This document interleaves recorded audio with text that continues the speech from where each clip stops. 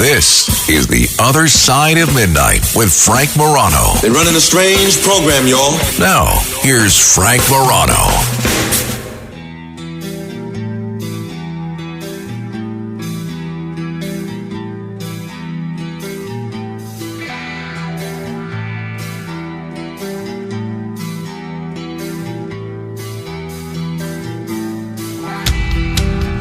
Boy, what a day with a lot of legal news. Obviously, the Supreme Court made quite a splash with the immunity decision. We're going to get into that in a little bit. The jury in the Karen Reed murder case threw a lot of observers for quite a loop. But, and there's some other legal stories as well, but something that was somewhat overshadowed in the last 24 hours is something which could be really important, not only to the future of one specific company, but to the future of everybody in this country that ever flies on an airplane. And that's the fact that the U.S. is going to criminally charge Boeing and seek a guilty plea, according to sources. The U.S. Justice Department will criminally charge Boeing with fraud over 2 fatal crashes and ask the plane maker to plead guilty or face a trial. At least that's what's being reported. Someone who is a Boeing expert and certainly has covered quite a few trials in his day is a veteran broadcast journalist and nationally syndicated radio talk show host, Dominic Carter. How's it going, Dominic? I'm doing well, Frank. How about yourself? No complaints. Are you still walking in Memphis? I'm now in the state of Missouri, in a beautiful resort area where I'm speaking later on today. And then you know how your life is, Frank, how my life is. As soon as I'm done, it's not the red-eye flight back to New York, but it's early in the morning at 6 a.m., and I'm 3 hours away from the St. Louis airport. Oh, boy. All right. Well, we won't keep you, but we have a lot of great listeners in St. Louis and in Missouri. A lot of them just, they bristle whenever I say Missouri instead of Missouri. And then you have about 10 to 20% of them that love Missouri as much as I do. You can listen to us, You're by correct. the way. You're correct. Some say Missouri, some say Missouri. I say Missouri. Some say that certain parts of the state, you say Missouri. All I know is the Cardinals are they're big here in Missouri. Well, if you miss me, since you're not here tonight, just tune to 11:20 a.m. or 98.7 FM on KMOX, and you can hear one more time, 11:20 a.m. or 98.7 FM, KMOX, one of the best radio stations in America. Honored to be on there. 98.7 FM. Yeah, okay, great. All right, all right. So you're going to keep me up all night long again? Yeah. Well, what might keep you up is the fact that you might be worried that you might be flying on a Boeing airplane back to New York. So why did you have to go there, Frank? Why did you have to go there? So the Justice Department, it says they're planning, or at least this is what's being reported, but it's reported all from leaks from the Justice Department. They're planning to formally offer a plea agreement to Boeing, which includes a financial penalty and imposition of an independent monitor to audit the company's safety and compliance practices for 3 years. What do you make of this, Dominic? It scares me to death, to be honest with you, because normally when the Justice Department or the feds come forward with something, when they nail you on something, it's normally because you've gotten away with so much more previously, right? And that's generally a foregone conclusion. It just seems that Boeing, the name just keeps coming up for faulty aircraft, for example. 30 people. 30 people, Frank, were injured right after that Europa, right? Europa. Thank you. 787 turbulence, right? And I guess here in America we're not used to that much aggressive turbulence. But can you imagine that? Not knowing, and it just, I don't know, Frank, it just seems to always involve a Boeing aircraft. It just always seems to involve where they're cutting corners to push out these aircraft faster. Then when you add the whistleblower, committed suicide. There was some question as to that. Officials ultimately said, yes, it was a suicide. It just seems like where there's smoke, there's fire as it relates to Boeing. Yeah, I mean, look, obviously, I don't want to pick on them too much because there's only two companies that do this, basically, right? So we don't want to necessarily make it as if they're there's 20 companies that you can choose from, and yet they're the ones that keep screwing up. However, to your point, everything that we've heard looks like they knew that they were cutting corners, and this was all done to save a few bucks and to make a few bucks and to rush these things into production. And you have to wonder if the kind of penalty that's being talked about here, if that's sufficient. I don't think it goes far enough. I think with Boeing that, and let's face it, right? So many years ago, if I remember correctly, Frank, when I lived out in the state of Washington, I think Boeing was big in Seattle. I believe. Oh yeah, that's my uncle worked for them and lived out there. Yeah. Okay, fair enough. So, a lot of people in the community worked for Boeing, but even back then, we heard all the time, I'm talking about 40 years ago, Frank, with Boeing's name constantly coming up with cutting corners and with problems. And so here we are in 2024, and it's the same identical situation.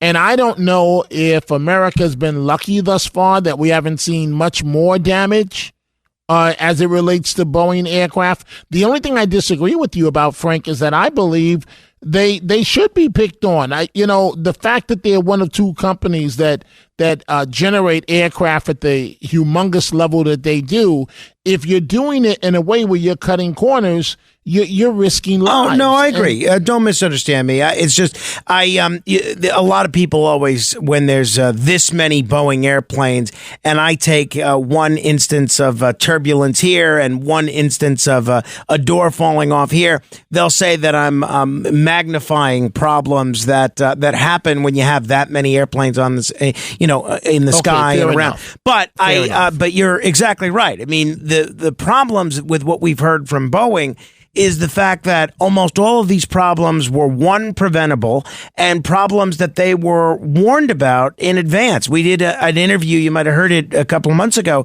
with Christine Negroni. These problems go back at least a decade, that the airplanes that are under so much scrutiny now that we know about. But so I'm eager to see where this goes. It's one of those things that I wonder how much of this is done so that the government can save face without doing much damage to a company, Boeing, that does a lot of business with the government. They got the Boeing Starliner, which of course that's having problems. They can't get the astronauts back home yet, and they're obviously integral to what's going on with all the military engagements that we're involved in now. But if people want to comment, I'd love to hear from you. 646-720-0635. That's 646-720-0635. I know you are going to get ready for a big St. Louis night out, Dominic, so I'm not going to keep you. But I do have to ask you. That's funny. Hey, Frank, yeah. Before you ask me anything else, right? Be honest with the audience. People think that we all live these lives of luxury and so on, and the life of the party. Tell them the truth that of what our lives are really like, that we're constantly rushing, and that we don't get to enjoy the things that most people get to enjoy, because we're always on display. We're always rushing, always going somewhere, always catching a flight there, doing this, doing that. Tell them the truth, Frank Morano. Well, look, I mean, I think folks who have heard my stories about handing over a credit card and then breathing a sigh of relief when it goes through, because that means you still have a little bit of money left on that credit card, they know I'm not exactly taking baths in champagne-filled bathtubs or anything like that. But so you're right. It's a lot of fun. I wouldn't trade places with anybody, but it certainly is not necessarily as glamorous as a lot of people might think it would be. So Frank, let me just say this, right? So this area is called the Ozarks, all right? And I mean, the lake, it's, I mean, absolute breathtaking, right? People rent boats, they rent paddle boats, they rent jet skis and so on. My day consists of, literally, my day here, right? Taking a nap midday, first the 3 o'clock show, taking a nap, taking a break to get something to eat with my family, getting to my laptop, finding a printer in a hotel, which you got to find one that works, and that takes time. And then you're getting ready for the midnight show, and that's it. That's it. You know, I don't get to enjoy the pools and everything else. I mean, I know people are saying cry me a river, but that's the reality of the situation. Look, I've never been to the Ozarks. I'm told it's great. And, you know, Tony Orlando lives out there a part of the year. So maybe you see him when you're out there. Tie your yellow ribbon round the old oak tree. What's the rest of it? It's been 3. What's the rest of it? No, it's been 3 long years. Do you still want me? Right. What's the rest? If I don't what's the rest? You know, you know that Curtis Lewa, our colleague. No, exactly. I'm hesitant to sing with a scratchy throat. He's gonna pull the tape and he's gonna mock us for the next month. Yeah, no, I'm gonna leave this one squarely to you, Dominic. But I like that show Ozark with Jason Bateman. That's a terrific show. I recommend it if you haven't seen it. But I do have to ask you about another infamous figure, because you know Ozark does deal with a series of infamous figures on that show. Some of the attendees at Sunday's BET Awards, Black Entertainment Television, were a little taken aback when O.J. Simpson, who many people believe was a murderer, count me among them, in spite of what the verdict in that trial 30 years ago was. Definitely count me among them. But he's obviously a former NFL star, former actor. He was among those that was featured in the In Memoriam segment of the show. You know how they put up people that have died. They put up their picture. Oh, the people we lost this year. So according to the Hollywood Reporter, there was a noticeable silence that fell over the crowd when OJ's image was displayed. Because obviously, aside from what he did on the football field and in movies, he was somebody that a lot of folks believed killed Ron Goldman and Nicole Brown Simpson. What do you make of the fact that they included him in the In Memoriam section, Dominic? Absolutely disgusting. It should not have happened. Frank, you know, I'm trying to figure out the words where I'm not disrespectful to his memory, but they better be glad that I wasn't the executive producer of the show, because it wouldn't have happened. And frankly, if I can be completely candid and honest with you, when you consider the problems and issues of communities of color, that's the last type of message that you want to send. To honor, because when you include him, you're really honoring him. Well, you can call it whatever you want, but you're honoring him, and he's not worthy of that type of honor. He's not worthy to be remembered by any of us. He threw that all away with that incident. Now, he was not convicted of the criminal crime, but when you've got the best lawyers that money can buy, and Johnny Cochran. Thus, you're not convicted, but it's despicable that he was included. And and again, when you look at, like, for example, Washington Square Park, right? In New York City, what happened, the Gay Pride Parade. Mostly people of color out there acting like complete fools, rioting this past weekend. The police couldn't get it under control, punching, kicking each other. There are a lot of problems, Frank, and everybody sweeps it under the rug. Nobody wants to be called racist, and thus the dysfunction continues. And when you honor OJ at a BET Awards dinner, award show, by mentioning the fact that he died this year, one of the officials that died this year. That's not a mere coincidence. That's something that's done intentionally. Oh, no, absolutely. And you ought to be ashamed of yourself. And, when Robert Blake died, and he was never as big as OJ, but he had a heyday as an actor, and he had kind of a similar thing where a jury found him not guilty, but a lot of people believe that he did commit that murder. When Robert Blake died just a few days before the Oscars, he was totally absent from the Academy Awards. They didn't include him in the in memoriam or anything like that. I think because the producers of that show didn't want to have the same discussion that we're having right now. Right. And I mean, listen, you can't take OJ's accomplishments away from him on the football field, even though I feel that should be removed based on what society feels that he did. Notice I said what society feels. We know what the court system ruled. But based on what society feels, what he did, all of those commercials for Hertz running through the airport and so on, he threw all of that away. He threw that away. The Bronco chase, he threw all of that away. And thus, he passed away, and that's that. I tend to remember the families that are left mourning based on what many of us believe of what he did. If people want to comment, you can certainly do so. 646-720-0635. That's 646-720-0635. What do you say, Dominic, to people that wonder what the barometer should be? How do you pick? What should the line be in terms of who gets included in an in memoriam and somebody that does not? If they're convicted of a crime, okay, maybe that's the red line. But if someone's not convicted, how do we determine, okay, well, we think this person's a bad guy, and it doesn't have to just be OJ. Some might say the same thing of Bill Cosby, and I think some people, including our friend Peter King, did say the same thing about Michael Jackson when he died. How should we judge who gets to be included in the in memoriam segments? It's hard, and it has to go on a case-by-case basis, because when you look at Michael Jackson, for example, right, and I got the opportunity to meet him and to talk to him, right, and let me tell you, Frank, that man's life was not easy, right? So as I walked into the room, right, his makeup artist, he had just walked back into a private room, and I walked in, and I startled him, and he screamed one of those loud Michael Jackson, no, seriously. And I felt immediately sad because it was his makeup artist was there trying to fix his hair, and it was just very sad.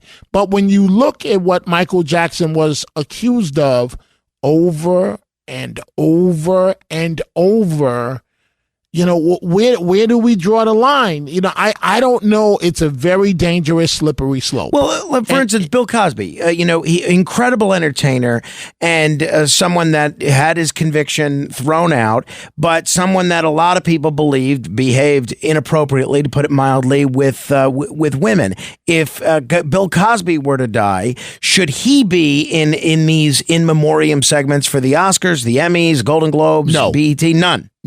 No. And the reason being, those of us that are in the industry know that those Bill Cosby stories were out there for years of what he was doing. So, for example, I won't name any names, but I've had some female friends that I saw him look at, and he wanted to mentor. And I felt so strongly that I pulled the individuals aside and said, hey, did Bill Cosby do anything to you? No. Did he try and hit on you? No. But you never know, Frank. You never know when people are telling you the truth or when they may be embarrassed. But those Bill Cosby stories, what he was accused of, that was just the public stuff. He was accused of that for years. Well, and so it's a slippery slope. It is indeed. So there's no hard and fast rule. You just got to take each one as they come. If there's a criminal conviction, and it depends on for what, it's, again, I say it has to go by each one. I would not want to be the individual that has to make those type of decisions. I know it's done by committee, but ultimately you have an executive producer that will make the final decision. And I just feel it should be done in a way that it doesn't offend people if that's possible, because everything offends some person for some reason. That is true. All right, Dominic, have a great rest of the trip in Missouri. If you run into Tony Orlando down there, give him our best. And so 11:20 a.m. and I'll be back on the air tomorrow before leaving, but 11:20 a.m. and 98.7 FM. Boom. That's where I can hear you. Boom. Locally. KMOX, one of the best radio stations in America. Beautiful signal all over the area you're in. You're going to love it.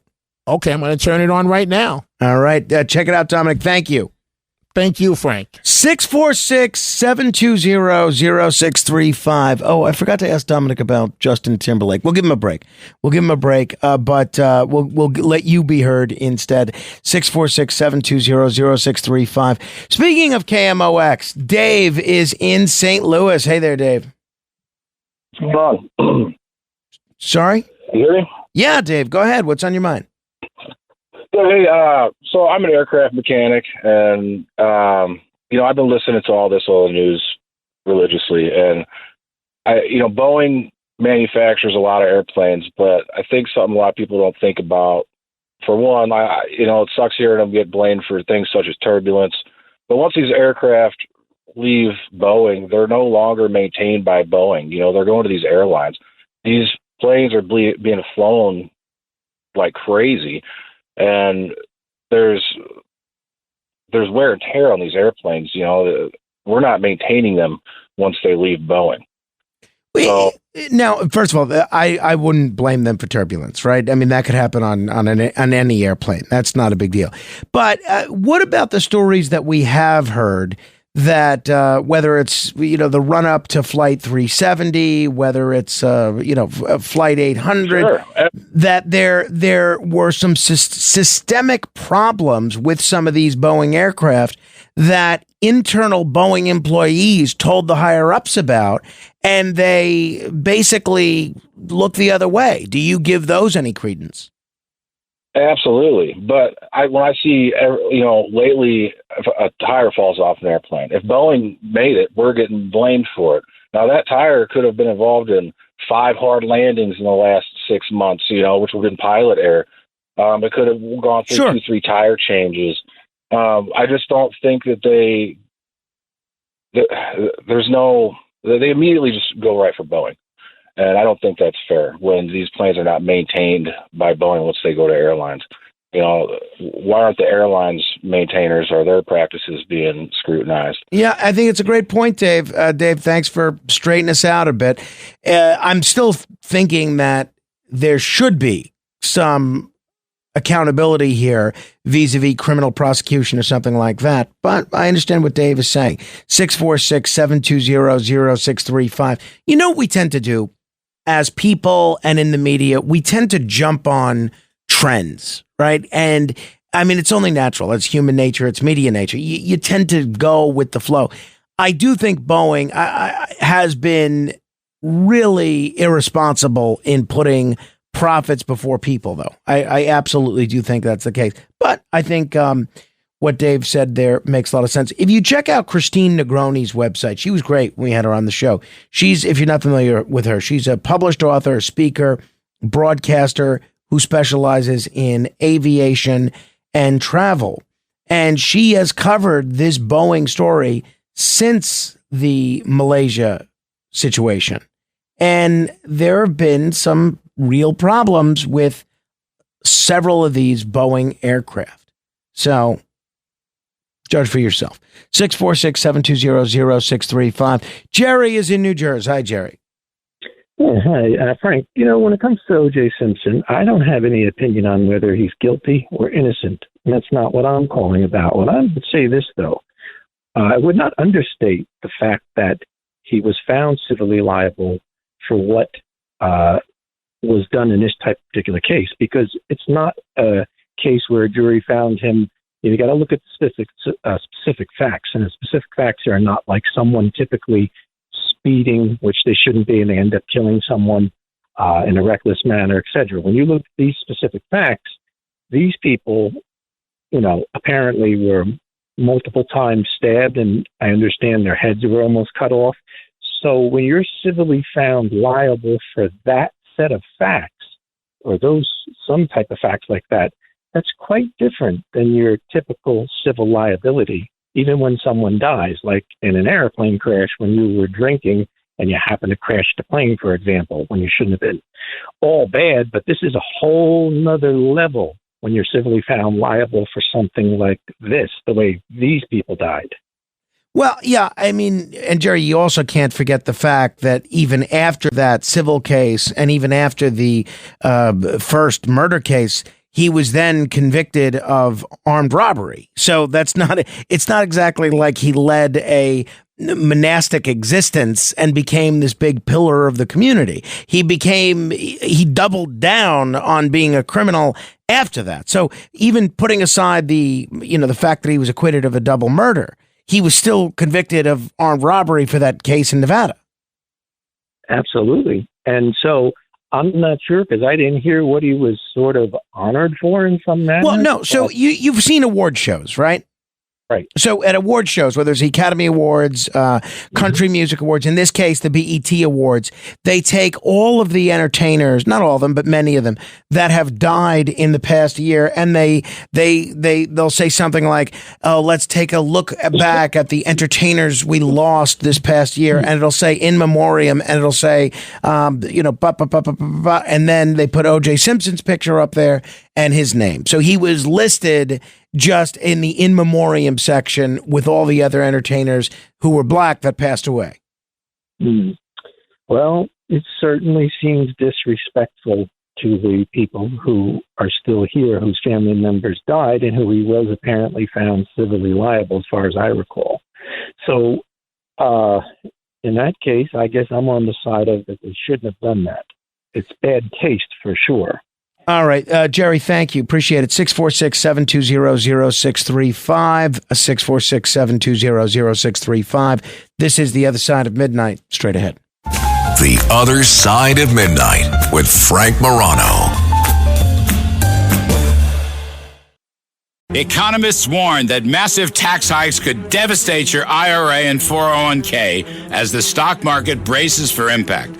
I'm Larry Kudlow, and I urge you to fortify your savings with physical gold with my friends at Priority Gold. To learn how gold and silver can help diversify your savings, please call 1-800-405-GOLD or just visit PriorityGold.com to get a free gold information guide. That's 1-800-405-GOLD.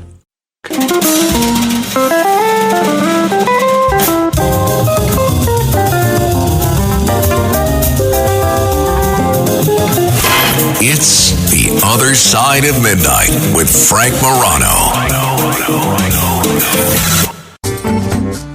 In the morning you go gunning for the man who stole your water, and you fight till he is done, but they catch you at the border, and the mourners are all singing as they drag you by your feet, but the hangman isn't hanging, and they put you on the street. Yeah, you go back, Jack, do it again. Steely Dan, Do It Again. This is a birthday bumper music selection from my friend Dan DeMauro. Dan DeMauro was one of the 3 directors for a documentary that I produced called Get Me Roger Stone. Still available on Netflix. You could see it, and I think it still holds up. In fact, I think if you look at what's happened over the last 7 years since that documentary came out, I think that documentary is even more relevant today than it was at the time that we made it. But Dan is a great guy and a very talented filmmaker, no question about it. Now, obviously, yesterday was a big day when it comes to the Supreme Court. And, I just reached out to Professor Erwin Chemerinsky, who's one of the smartest guys in terms of, Chemerinsky, one of the smartest guys in terms of analyzing constitutional law that there is. He may jump on with us in the next minute or two. But if not, I wanted to give you my take. I I'm talking about the Trump immunity decision, where the justices ruled 6-3 that presidents do have absolute immunity for official acts. They don't have absolute immunity for unofficial acts. So basically, if you're carrying out your duty of being president and you may commit a crime, you can't be prosecuted for that. If you go out and rob a liquor store and, with a gun and hold someone hostage in the process, it's going to be difficult to argue that that was done in service of your official acts. But the problem with this ruling is that there's a lot of gray area. How do you know what an official act is? For instance, if I'm the president, I have the absolute right to issue pardons. So if I get a bribe, either cash in my pocket or say a direct campaign contribution or a donation to my presidential library, if I get a bribe in order to issue a pardon, is that a crime or is it not? Is that an official act or is it not? The example that several of the justices used in their dissent, including Justice Sotomayor, was if you used SEAL Team 6 to assassinate a political opponent, would that be a crime? And these are not easy questions to answer. So essentially what the Supreme Court said is they're sending this back to the lower court, and it'll be up to, in the case of Trump, Judge Chutkan, but for other presidents that face a similar issue, the trial judge, the district judge, to make the determination of what's an official act and what's not. Here was Alan Dershowitz, noted legal scholar, Harvard law professor. He was on Katz and Cosby last night. This is what he said. He seemed to think that the decision was a good one. Alan Dershowitz taking a second there. But, as far There's as nothing in the Constitution that gives judges immunity. They just created it for themselves. It would be unthinkable for the third branch of government, the executive branch, to have no immunity when the other two branches do have immunity. This was a constitutionally solid decision. Others disagree. Eric Siegel, who was just on this program last week, he was on The Back Room with Andy Ostroy, and he explained the 3 points of immunity. I'm not sure, Elias, if this is after the decision or if this is before. Oh, okay, this was after. Here's Eric Siegel. The court sets up 3 buckets. There's one bucket where the president is exercising core power, commander-in-chief, the pardon power, take care of the laws are faithfully executed. Things the constitutional text says it's the president's job.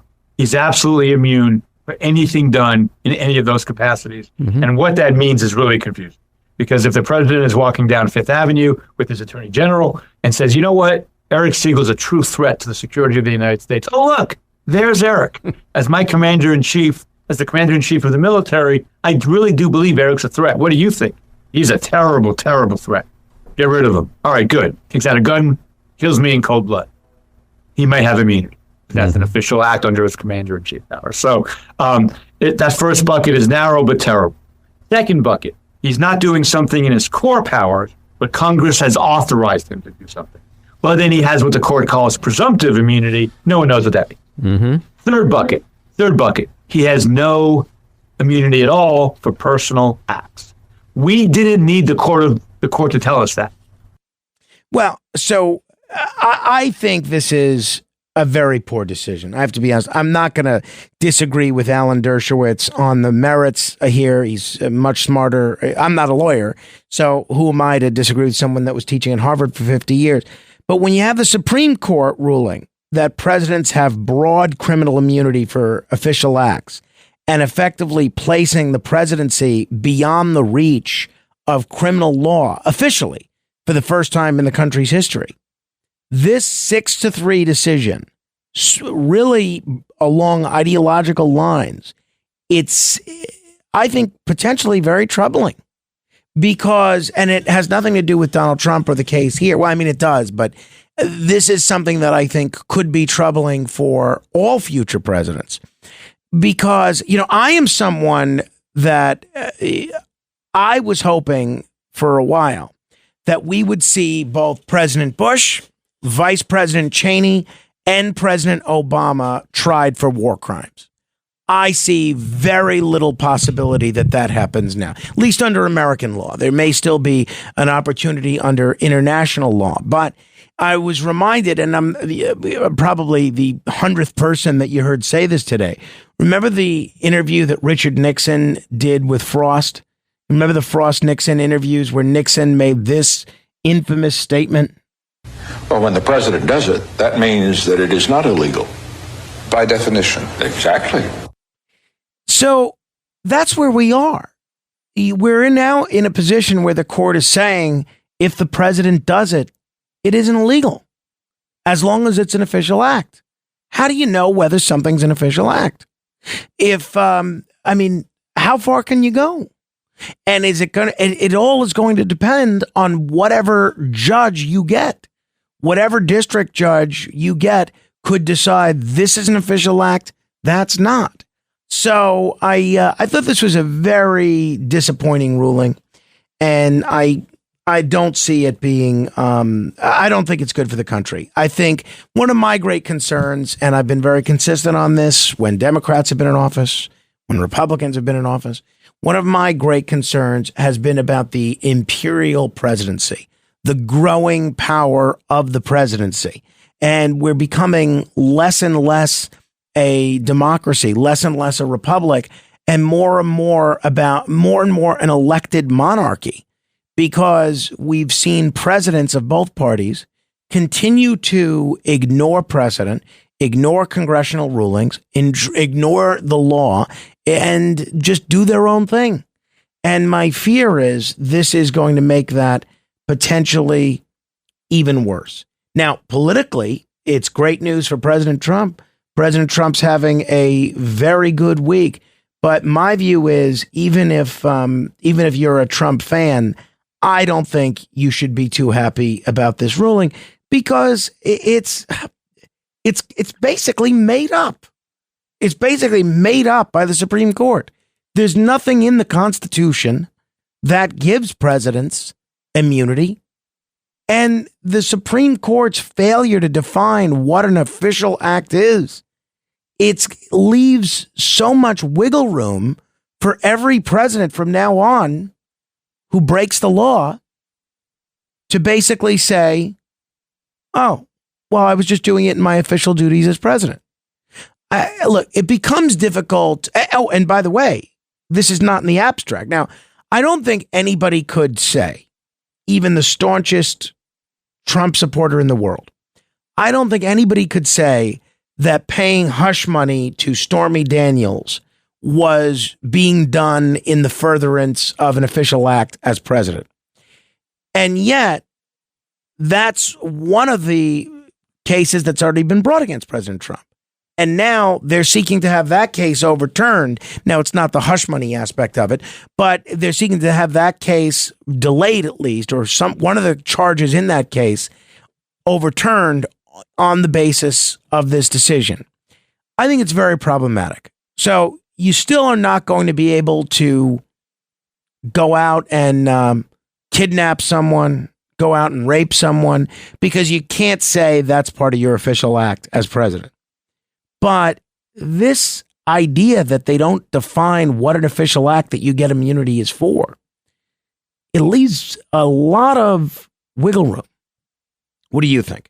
646-720-0635, 646-720-0635. I'll begin with David in the Boogie Down Bronx. Hi, David. Yes. Good morning, Frank. Morning. I am deeply troubled by this, and I think you indicated that you are as well. And let me just give you a couple of things. One of the things that I'm worried about is, and this could be an official act, let's say there's some type of civil unrest under a President Trump or even a President Biden.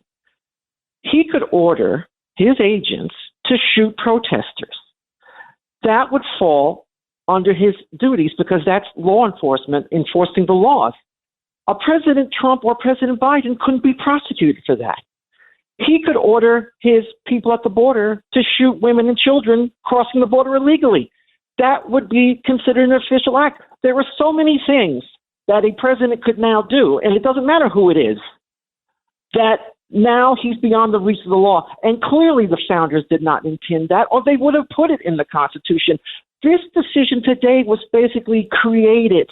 It's a fantasy. It doesn't exist in the law. And I will disagree with Mr. Dershowitz because, listen, he's become very partisan. I don't know if it's because people don't talk to him anymore on Martha's Vineyard or whatever it is, but he's no longer trusted when it comes to legal analysis. I'm sorry. And this is wrong. And again, I'm a Biden supporter. You know that.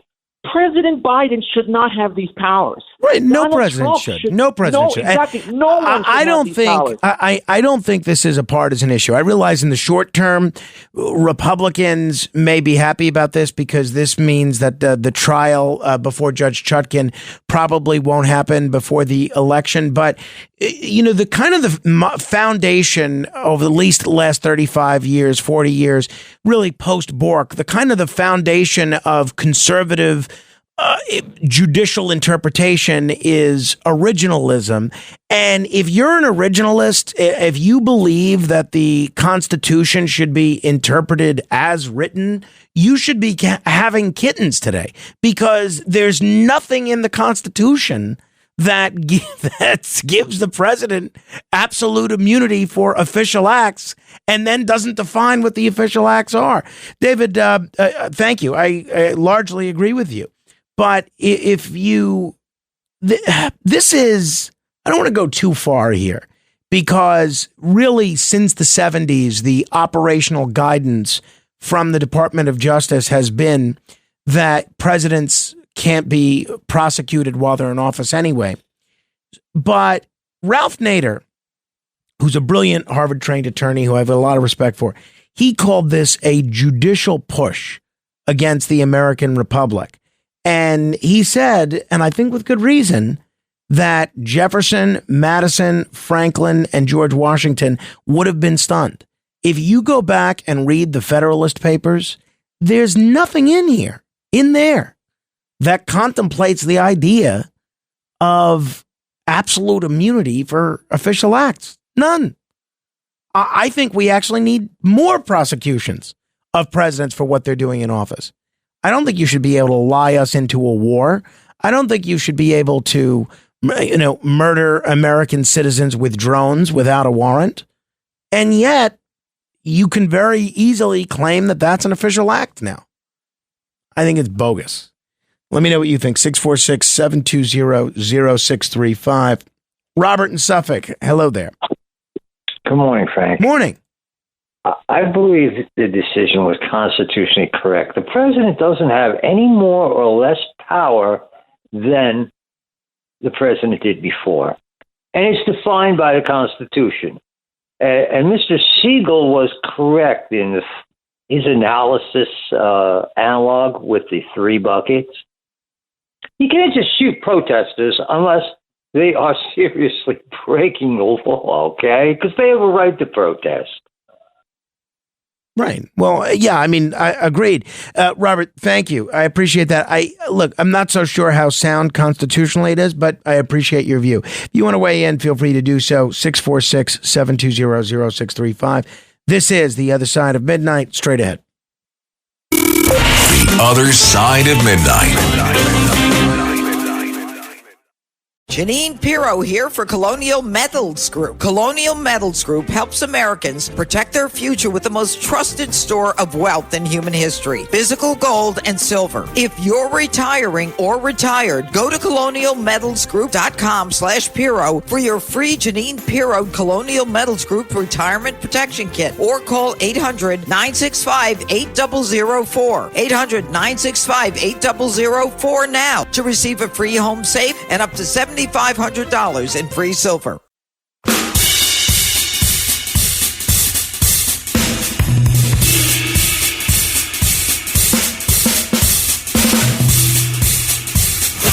It's The Other Side of Midnight with Frank Morano.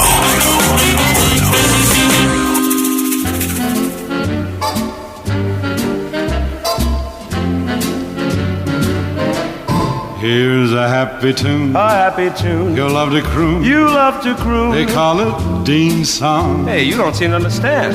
Catchy as can be. I must agree. The melody. The melody. They call it Dean's song. Looks like I'm gonna have to explain this thing. You don't dig this scene. I'm saying Dean. The song is Sam's song. Sam, you're just a ham. But Dean, here's the scam. The song was named after Sam. Sam who? Sam Houston. Love this song. This is from the EO11 album with, basically it's a Rat Pack compilation album. This, of course, is Sammy Davis Jr. and Dean Martin doing their version of Sam's song.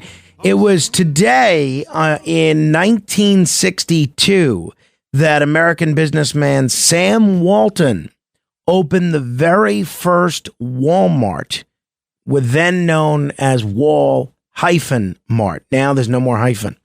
In Rogers, Arkansas, and it was the start of what would become the largest retail sales chain in the United States.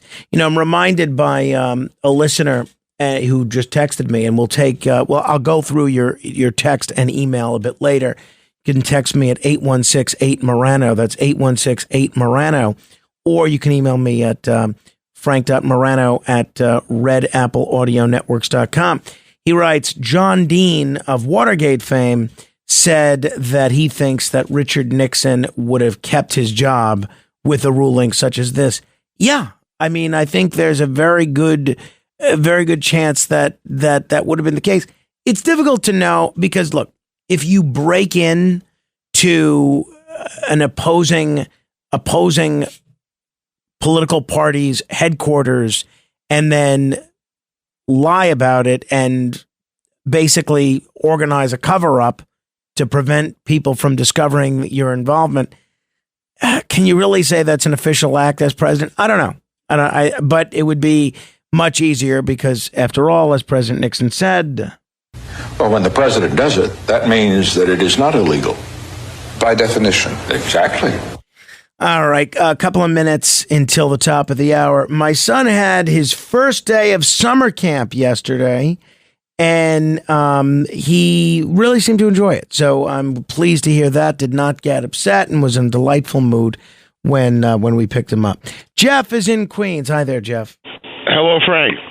A couple things. Finish business. Did you get sick from the sushi that you ate that day 2 weeks ago? No. Okay. Secondly, the song from last night was called L.A. Cowboy, Lonesome L.A. Cowboy by that band NRPS, which referenced Marty Mull. Third, Frank, on the Supreme Court, you're a man of great wisdom. Can't you say it's always been a political? Of course. As the parlance today, the parlance today is it's become politicized. And hasn't it always been? But America has pretended that it's not been for 50 years when it has been all along. You know, when I go ahead. Yeah. And last thing is, on the other Supreme Court ruling, I hope you can talk me down because I'm really on the edge about the Chevron case. I feel like now that this has opened the gates to millions of people becoming sick. Because of, or maybe to see the opposite side, argue the opposite side.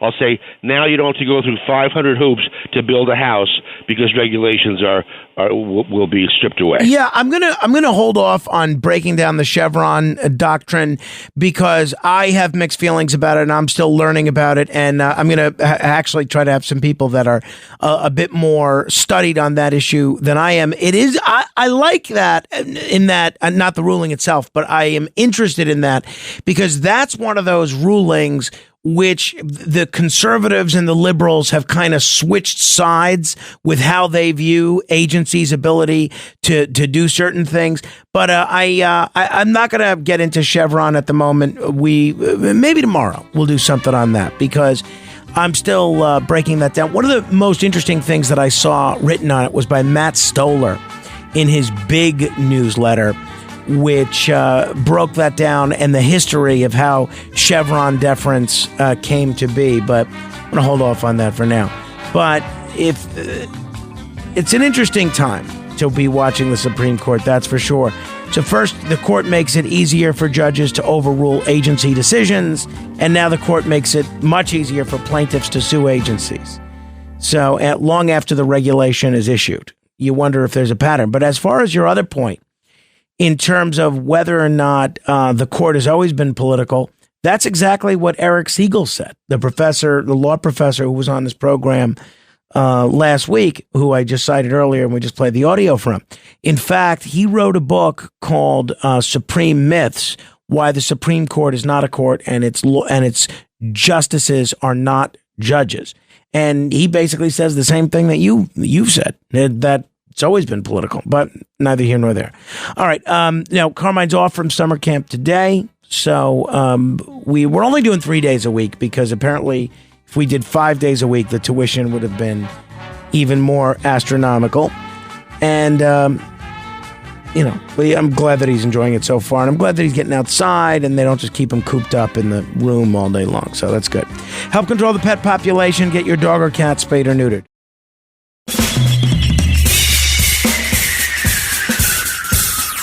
This is The Other Side of Midnight with Frank Morano. They're running a strange program, y'all. Now, here's Frank Morano.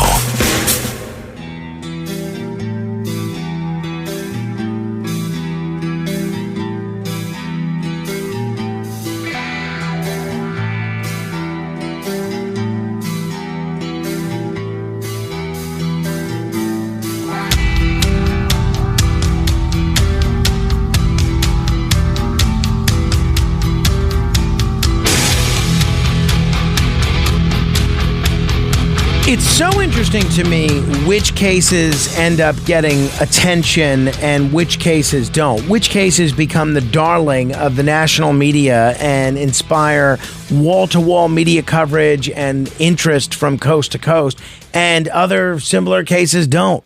Sometimes a murder case is just a murder case, but sometimes a murder case is a murder case. One such case which has gotten a lot of attention and that a lot of folks have been paying pretty close attention to is the Karen Reed case. I don't know how closely you followed this, but this was a Massachusetts woman who was accused of killing her police officer boyfriend in 2022. Yesterday, a judge declared a mistrial after jurors said they were at an impasse and couldn't come to a verdict. The decision came on the 5th day of deliberations and after a 9-week trial. In a courthouse outside Boston, where Reed's lawyers described the killing of John O'Keefe as a cover-up carried out by law enforcement officers. That was basically her defense.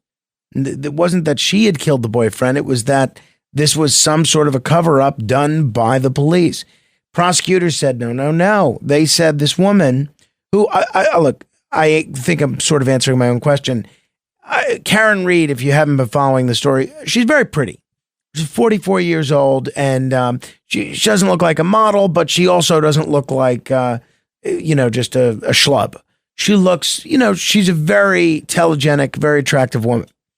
And prosecutors claim, but when I only mention that because I think that plays a role in why certain cases get covered on television.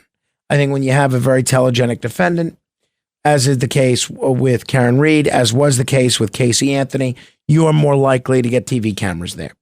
So the prosecutors claim that Reed and her boyfriend, Mr. O'Keefe, John O'Keefe, had a tumultuous relationship that culminated with the financial analyst, that's what Karen Reed does, backing her Lexus SUV into her boyfriend and leaving him for dead on January 29th, 2022.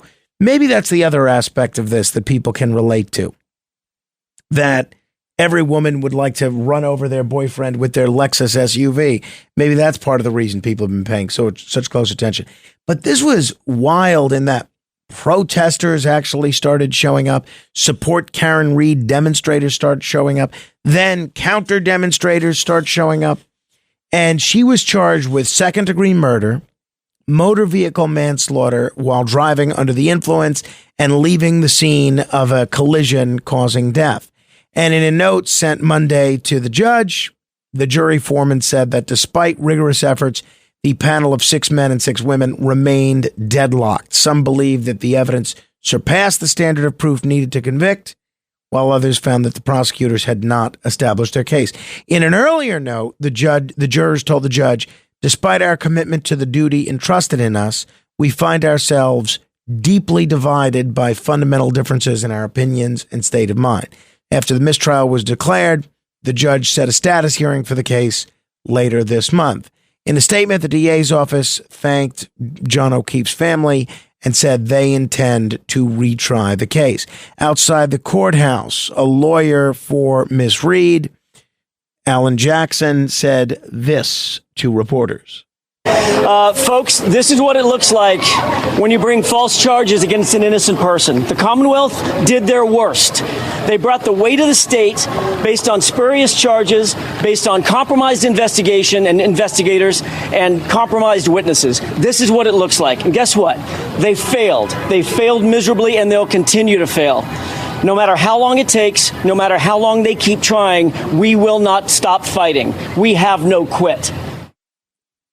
If you haven't been following the case, O'Keefe's body, that's, again, the gentleman that was killed or that died, was found unresponsive that morning, and he was later pronounced dead. The medical examiner attributed his cause of death to blunt force trauma to the head and hypothermia. Her lawyers alleged that she was framed by police officers who sought to conceal a beating that they said O'Keefe suffered during a gathering at the home where his body was found. The defense alleged that the lead investigator in the case, Massachusetts State Trooper Michael Proctor, manipulated evidence, failed to properly investigate O'Keefe's death, and sent a series of slurs and vulgar messages about Karen Reed to friends, family, and supervisors. So in his closing argument, the assistant district attorney that was prosecuting the case acknowledged that Proctor's texts were indefensible, but said they had no bearing on the integrity of the agency's investigation. The prosecutor dismissed the defense claim of a cover-up as rampant speculation. Now, it is not unusual in any criminal case for the defendant to try to portray the cops in the worst possible light, or the law enforcement agents involved in the worst possible light. You remember Mark Furman when it came to OJ. I've seen mafia case after mafia case where the defense tries to put the FBI agent, the case agent for that case, on trial, sometimes effectively, sometimes not so effectively. Happens all the time. But Karen Reed repeatedly told first responders that she had hit O'Keefe, and that vehicle, this is what the prosecutor says, and that vehicle data showed her reversing her SUV for 62 feet at 24 miles per hour near the home of another officer after midnight. The prosecutor said physical evidence backs up the allegation that she struck him, including a taillight that authorities said was broken after the collision, and hair and DNA from Mr. O'Keefe that was found on the rear section of the vehicle. The prosecutor said that no one who attended the gathering recalled seeing O'Keefe inside Albert's house. The defense lawyer said the taillight was actually broken after Reed dropped O'Keefe at Albert's house, drove home, and left in a panic hours after she realized her boyfriend never returned. So it's one of those things. Doesn't look like the prosecution proved their case here. The defense went with that. The cops started this conspiracy defense, which is very common. And it looks like in this case it worked. Here's the latest on this. The investigator that was under fire for the inappropriate texts, he has now been relieved of his duties from the Massachusetts State Police. So yeah, being reported that Trooper Michael Proctor was formally transferred out of the Norfolk County DA's office, state police detectives unit, after prosecutors failed to get this Karen Reed conviction. Isn't that interesting? One wonders, if she had been convicted, would this guy have gotten to keep his job? Instead, the state police colonel, John Maughan, said in a statement that the immediate action against Proctor comes after the agency already opened an internal affairs probe into him over serious misconduct that came out during his testimony in the Reed murder trial. And they say the investigation is ongoing.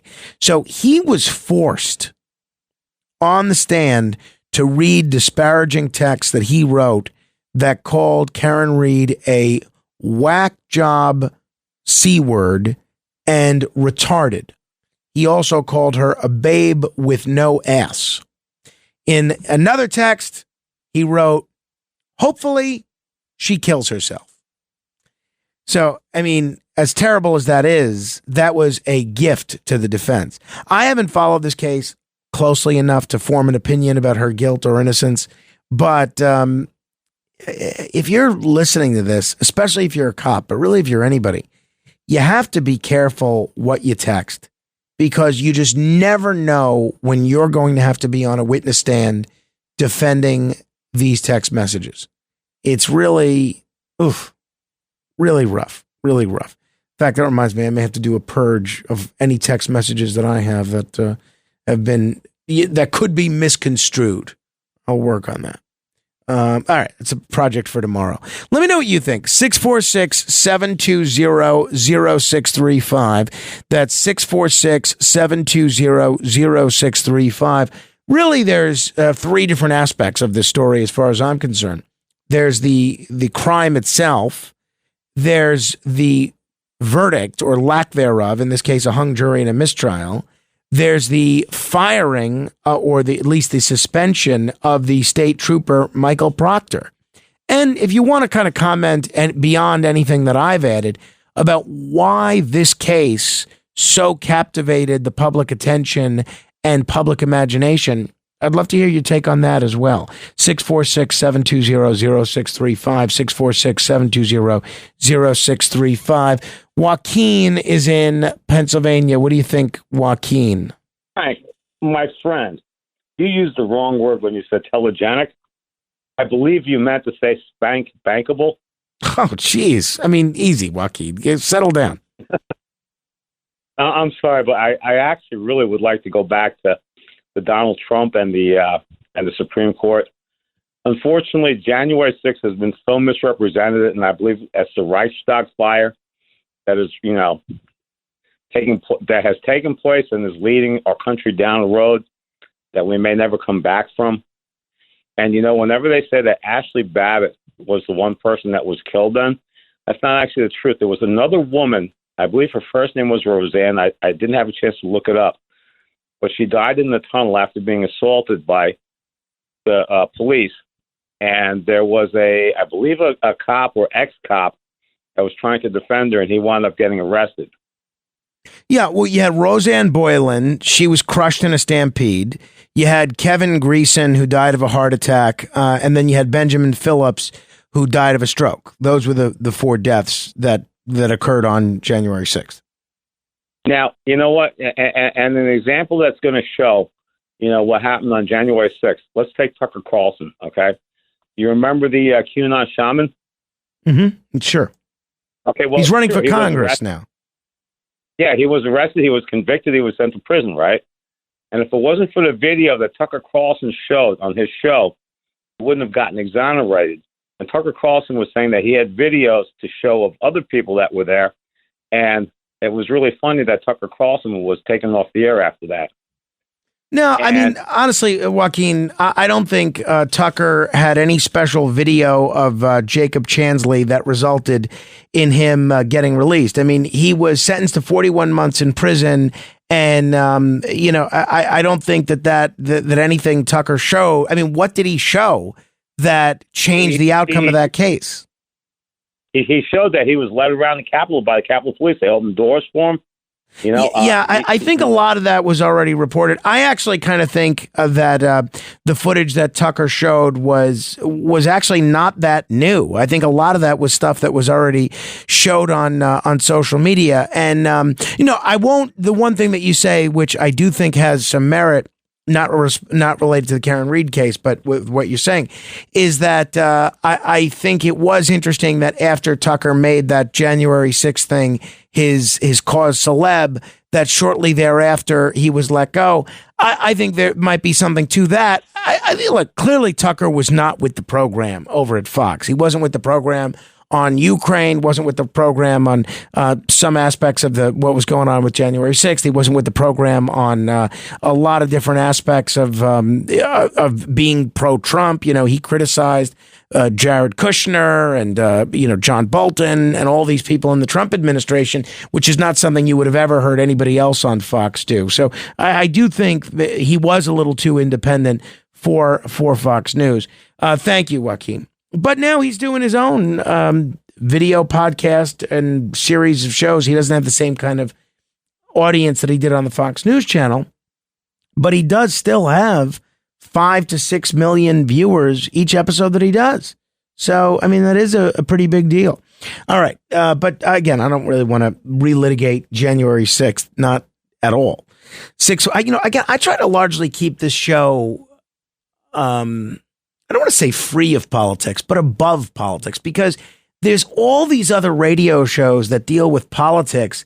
And do you really need 4 more hours of that when there's so many other interesting things to talk about? I don't think so. I think you need a little bit of a break from nothing but the wall-to-wall political, this political party good, this political party bad. I find the arguments so formulaic. I find a lot of the discussion about it based in misunderstanding and misinformation, which is why I do try to talk about it once in a while, because if people are under a misimpression about something, I try to clarify things a little bit. Now, there are days when, obviously, what happened after Thursday's debate, you have to talk about it. I mean, you just have to. But I always try to find a different angle rather than repeating the same kind of thing you'd hear on talk radio for most of the day. All right. If you want to comment on Karen Reed, though, 646-720-0635. That's 646-720-0635. This is The Other Side of Midnight. Straight ahead. The Other Side of Midnight with Frank Morano.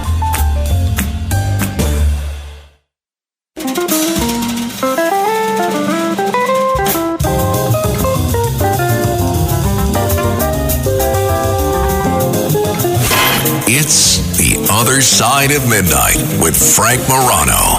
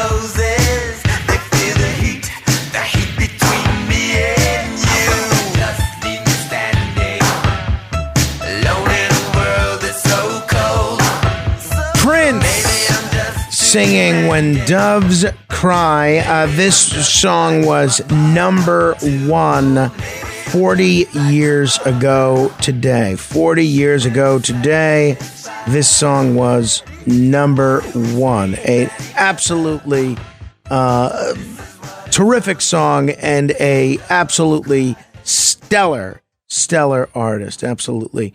In just somebody that's definitely missed and was a real talent in absolutely every sense. I don't know why I said absolutely so much there, but I think that you get the sense that I am absolutely positive about such a thing.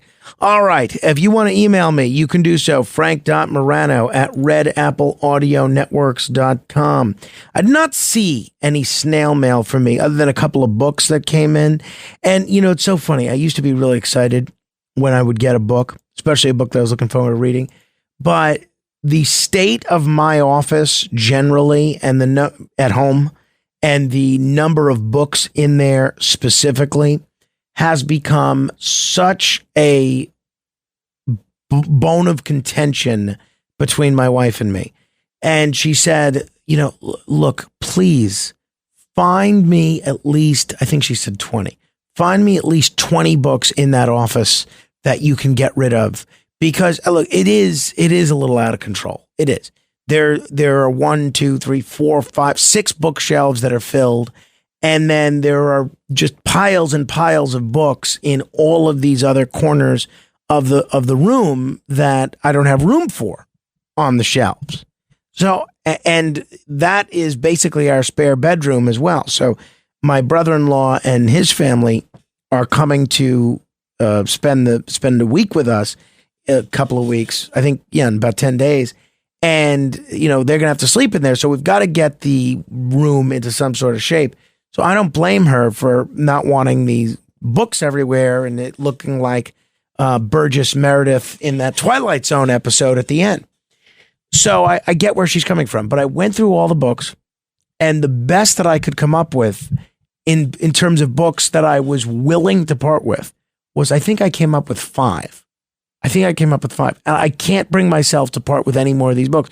So I don't know where I'm going to hide these books, these 3 that I just got, but I think one is for a guest that we just had on, and I didn't get the book, but I want to read it. And 2 is for a guest that I am having on in the future. So I need the books. I need at least 2 of them to prospectively do this interview, but I'm not sure where to hide them because Rachel's just going to be so unpleased with this. All right.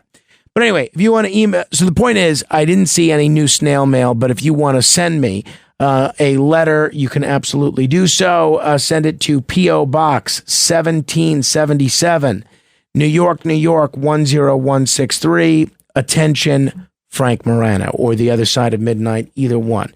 P.O. Box 1777, New York, New York 10163.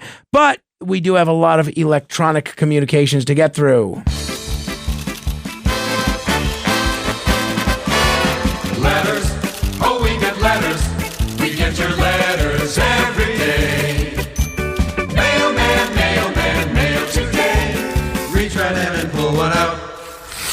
Those letters, I love those letters.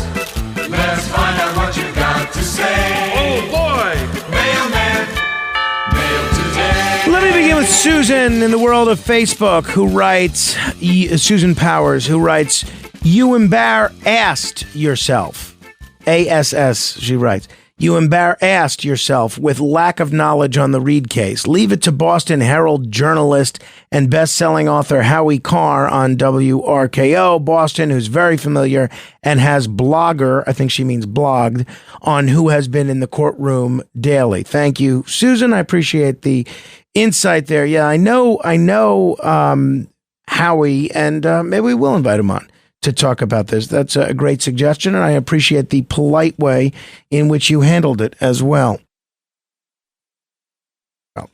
Let us go to the world, continuing on the world of Facebook. Lawrence writing about the Supreme Court case. Lawrence Herron writes, take a breath. The president is checked by Congress. Supreme Court interprets the Constitution. They impeached him twice for nothing and lost. Lawfare as the Marxist next attempt. Lawfare is the Marxist next attempt. Why has there never been a president dragged through the court system? Do you think it's because none of them were ever corrupt? If you don't like the Constitution or you don't like a particular law, Congress needs to change it. Their job, because they represent the people. Well, I mean, that's the point, Lawrence, is there's nothing in the Constitution that says the president is immune from prosecution. The Supreme Court essentially made this up. There's nothing in the Constitution that says that. John Kolb writes, what about Lionel? ? I took up sleepwalking thanks to your show. He indicates that he's listening all the time and he is losing sleep because our show is so interesting. Yeah, I have not heard anything from Lionel. He is still somebody that has written me off, I guess. I don't hear anything from him via email, text, phone. I've tried to reach out a number of times, but you can only reach out for X number of years before you have to make, other arrangement. David writes, always happy to hear your voice and sincere communications, Frank. David, that's kind as well. Appreciate that. All right, to the world of email we go. Let's see here.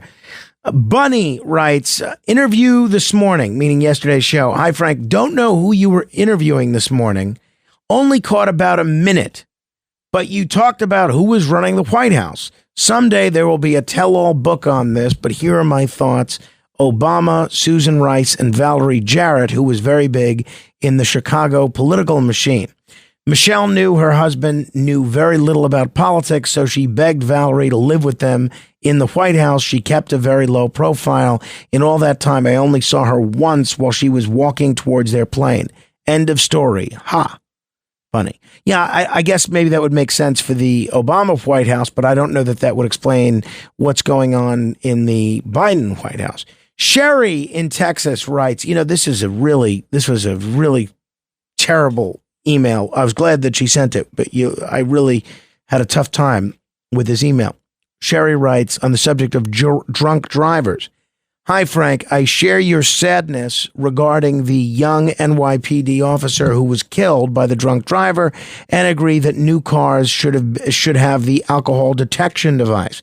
My father was killed by a drunk driver when I was only 2 years old, and it caused unimaginable heartache and grief that continues to this day, even after many years. Drunk drivers are arrogant and selfish, and it seems that no one takes it seriously until it affects them. Sorry for the lengthy response, but this subject touched a tender spot. Thanks for the great programs, Sherry in Texas. First of all, Sherry, thanks for writing that. I'm so sorry that you lost your dad. The thing that I think really made that resonate with me especially is I have a 2-year-old and I know how young 2 is to not have your father for the rest of your life. It's just heartbreaking, absolutely heartbreaking. Yeah. I've said it once, I've said it 100 times.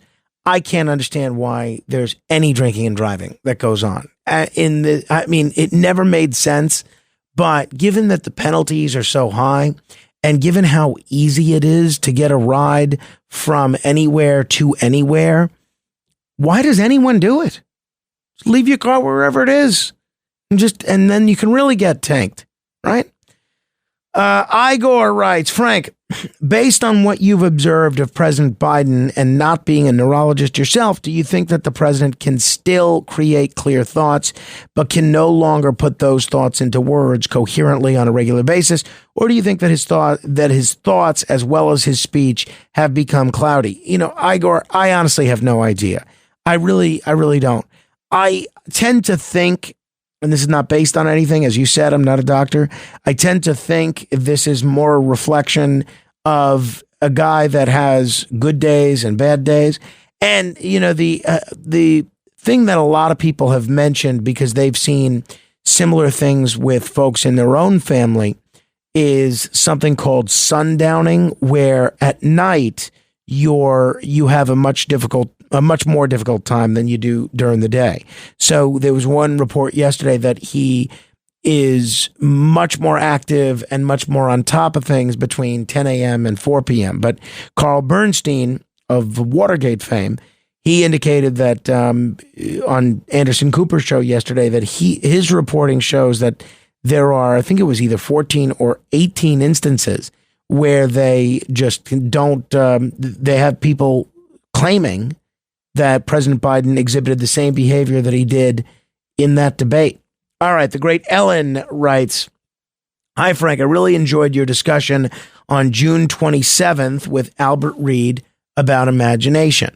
As for me, I find that my thoughts wander on walks and in the showers, as well as when I take a drive, driving locally to familiar places. This discussion brought to mind your previously discussed topic of boredom and the use of imagination in children. When adults or children aren't being constantly bombarded with information or always plugged into our devices, it gives a chance for our minds to wander. And when our mind wanders, it can give rise to great thoughts, giving us time to think about the world, people, problems, etc. And that's when creativity can permeate our brains and allow us to come up with all sorts of ideas. Nowadays, children are overscheduled. They don't have time to use their imaginations, be creative, to make up their own games, to play act, to explore a leaf or a bug or a branch that they've found. Children need to use their imaginations in their play. That's when they come up with their ideas, solutions to problems, and learn to work together.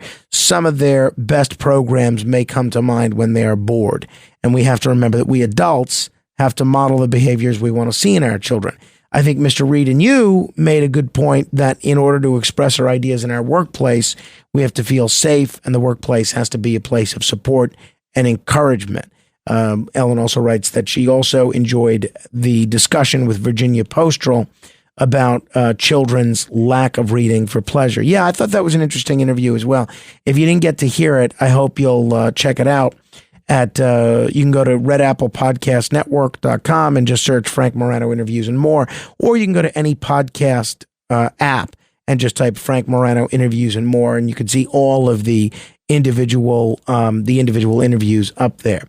David writes on the subject of Bobby Jr., who that's how he affectionately refers to Robert F. Kennedy Jr. Well, we'll see, won't we? I'm going to give you the benefit of the doubt, and I want you to answer a question for me.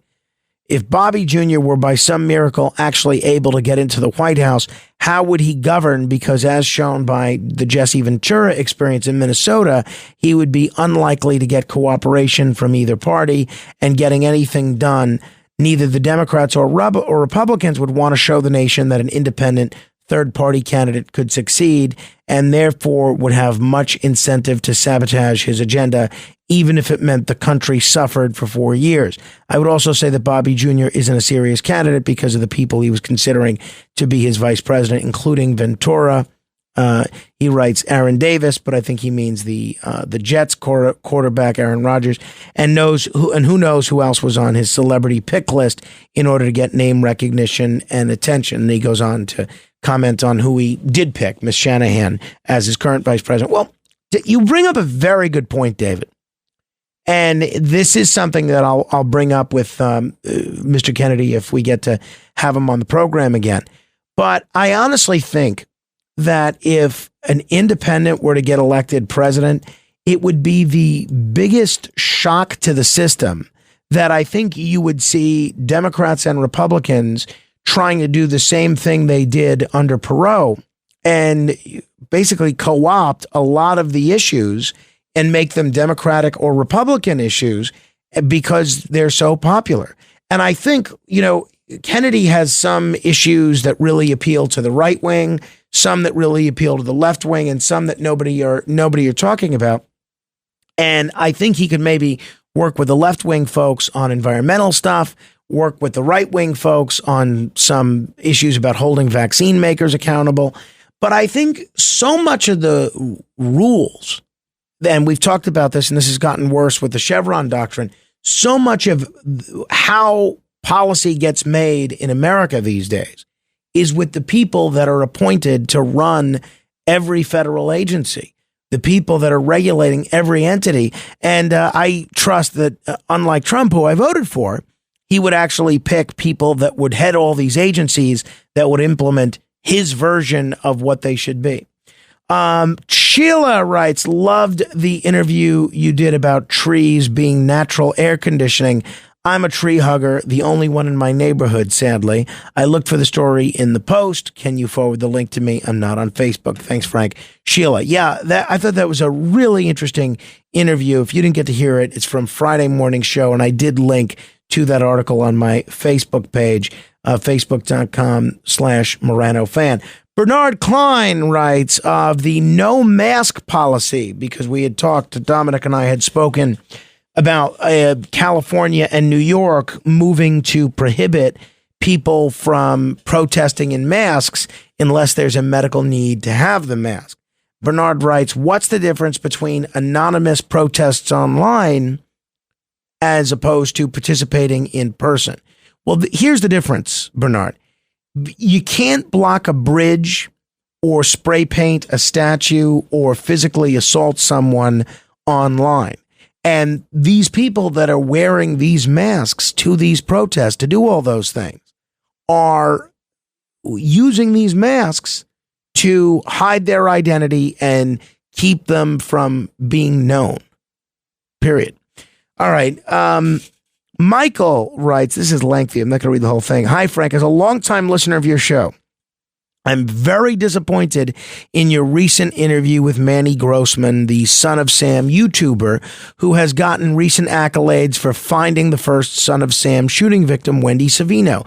Grossman has built a podcast over the last 3 years on lies, misrepresentation, and character assassination. If the person who vets your guests and does some background research on them had checked out his podcasts, this would have been obvious. He did not belong on your show. Grossman has called Son of Sam shooting survivor Carl De Niro a crisis actor, inferring his shooting was not related to the case. This was because Carl disagreed in some of Manny's findings and presentations.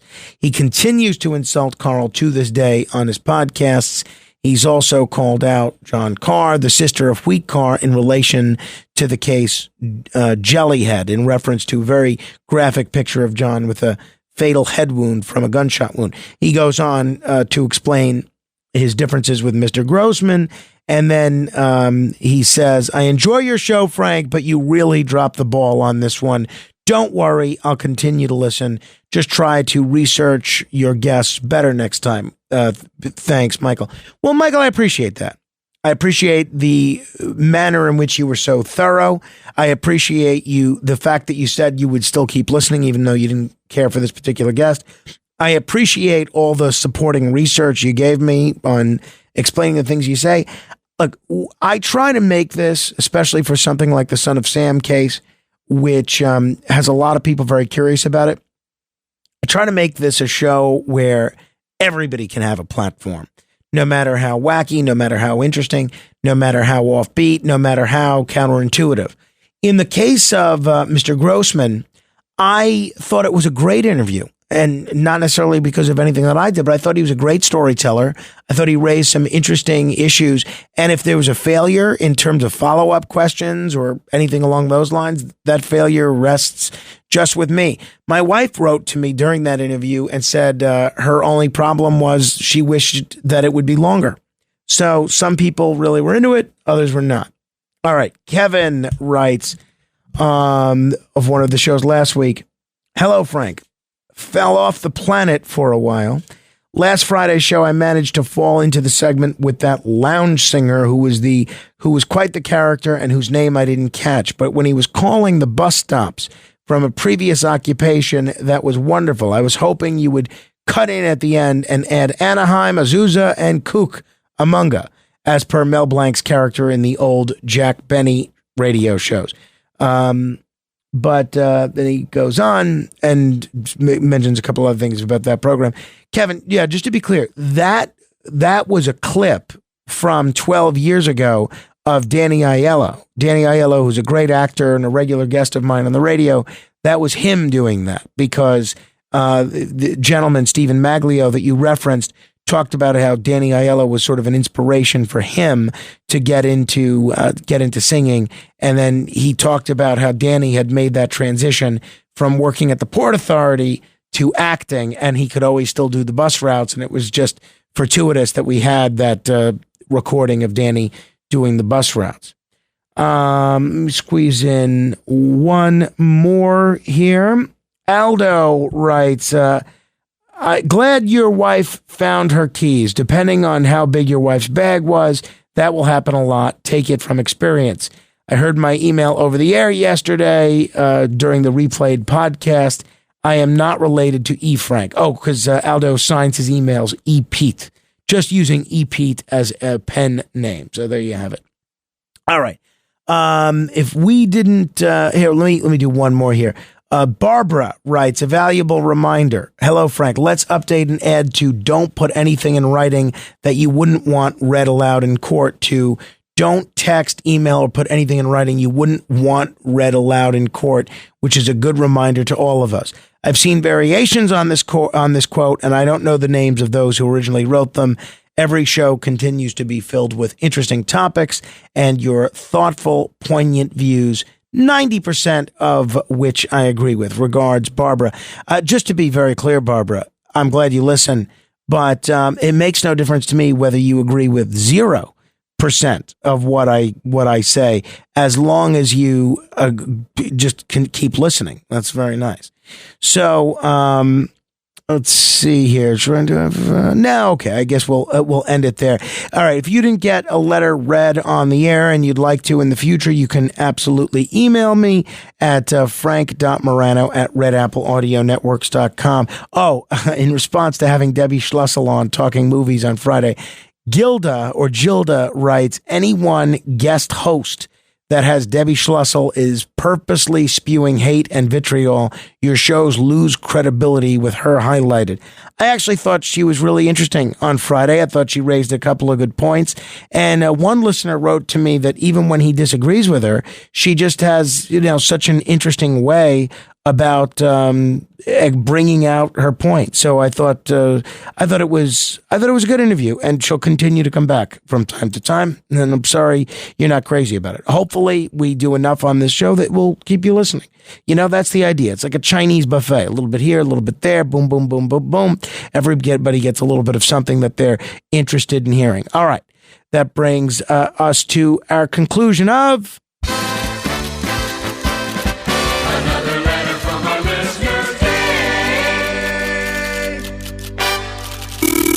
The Other Side of Midnight.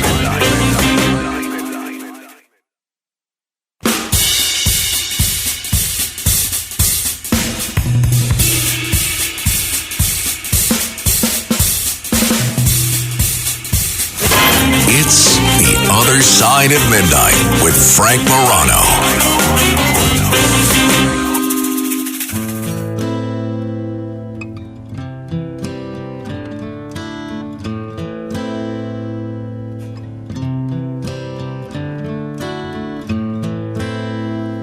I hurt myself today to see if I still feel. I focus on the pain, the only thing that's real. The needle tears a hole, the old familiar sting. Try to kill it all away, but I remember everything. What have the great Johnny I Cash singing Hurt. I think this is one of the few songs where the cover version is superior to the original. The original is a great song as well, but to me, I think this is just one of the greatest songs of all time. It's without peer, as far as I'm concerned. If you want to comment on anything we're talking about, give me a call, 646-720-0635, 646-720-0635. Joy Milne can smell Parkinson's. Really. She discovered this unique skill when her husband was diagnosed with the disease and later gained the attention of doctors and scientists.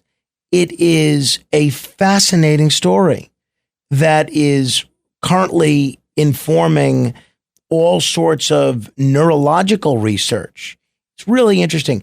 I came across a lengthy story on this in the New York Times Magazine over the weekend, but her abilities are helping unlock new research in early disease detection. This almost sounds like, those folks that can find water somewhere, but it's real. She can absolutely smell Parkinson's. She first noticed the scent on her husband, and now her ability to smell this is helping, with detection efforts. So I just posted the article. When you have some time, if you want to read it, you can go to my Facebook page, facebook.com/MoranoFan. That's facebook.com/MoranoFan. This was one of those things that I thought was just kind of bogus. Come on. How can she smell Parkinson's? And yet it's real. Documented by instance after instance. There's something about the way Parkinson smells that she can inherit now, or she can sense. She always had an unusually sensitive nose, but this to me, it's almost like something you'd expect from a dog, not a human. Crazy. Absolutely crazy. All right. What's also interesting, I wouldn't characterize it as crazy, but certainly interesting, is that the Neanderthals, which is more than just a way of insulting people that are around now, Neanderthals cared for a 6-year-old with Down syndrome. That's what fossil finds, are revealing. The unique shape of an ear bone belonging to a Neanderthal child found in a cave in Spain suggests that she had Down syndrome. Imagine that, a 6-year-old Neanderthal girl, a child with Down syndrome. And the finding is the first known case of Down syndrome in Neanderthals who were our closest human relatives. And they lived in Eurasia from about 400,000 to 40,000 years ago. The fact that the child, nicknamed Tina, lived into early childhood suggests that just like we do today, her Neanderthal group cared for her. So it looks like Neanderthals did engage in at least some altruistic behavior. There's a new study on this in the Science Advances, and the researchers write that this child would have required care for at least 6 years, likely necessitating other group members to assist the mother in childcare. But it's really wild, really interesting.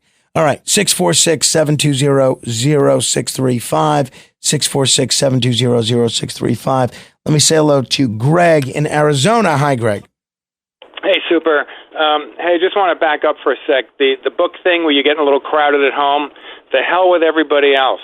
It's learn or burn, baby. Books are key. You get your nose in there every day and tell everyone else to figure it out for themselves. But, Greg, here's where my wife brings a good point, right? So I already have more books than I can read in a lifetime. So how do I justify continuing to acquire books when I already have more than I'm going to be able to read? No, you just read every day. That's it, just a little bit from everything. And then, of course, you got to cram when you got a guest coming up, of course. I get that. Right. But who is the person who said, he gave a speech, learn or burn, baby, learn or burn? Who is that? You got me. Educate me. I don't know.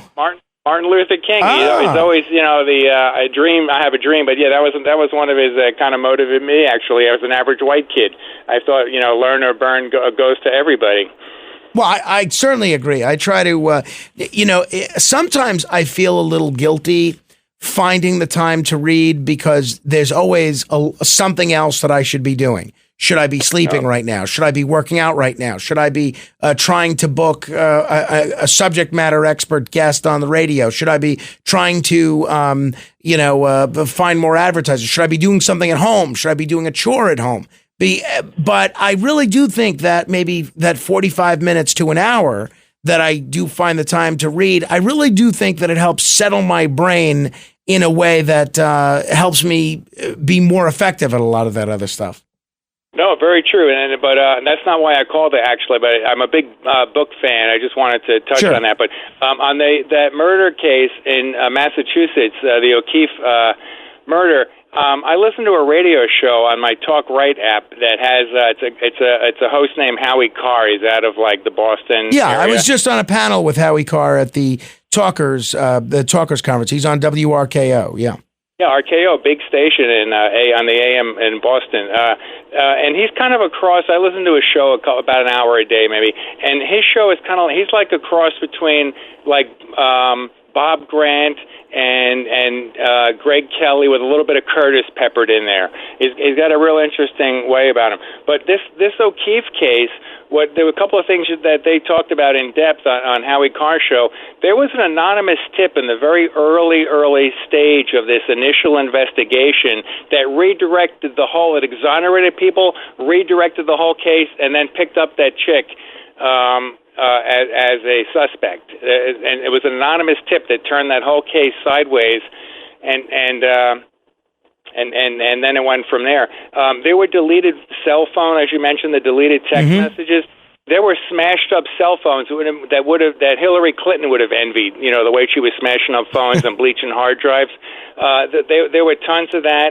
That guy Proctor, Howie Carr calls him Perjury Proctor. He's kind of like Curtis, where he throws nicknames at people. But did you hear about the Google search on that?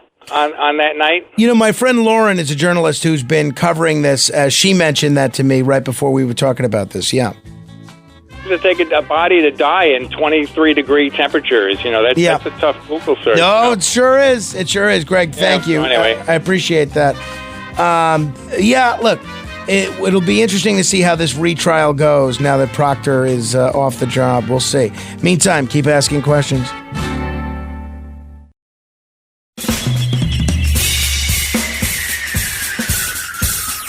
This is The Other Side of Midnight with Frank Morano. They're running a strange program, y'all. Now, here's Frank Morano.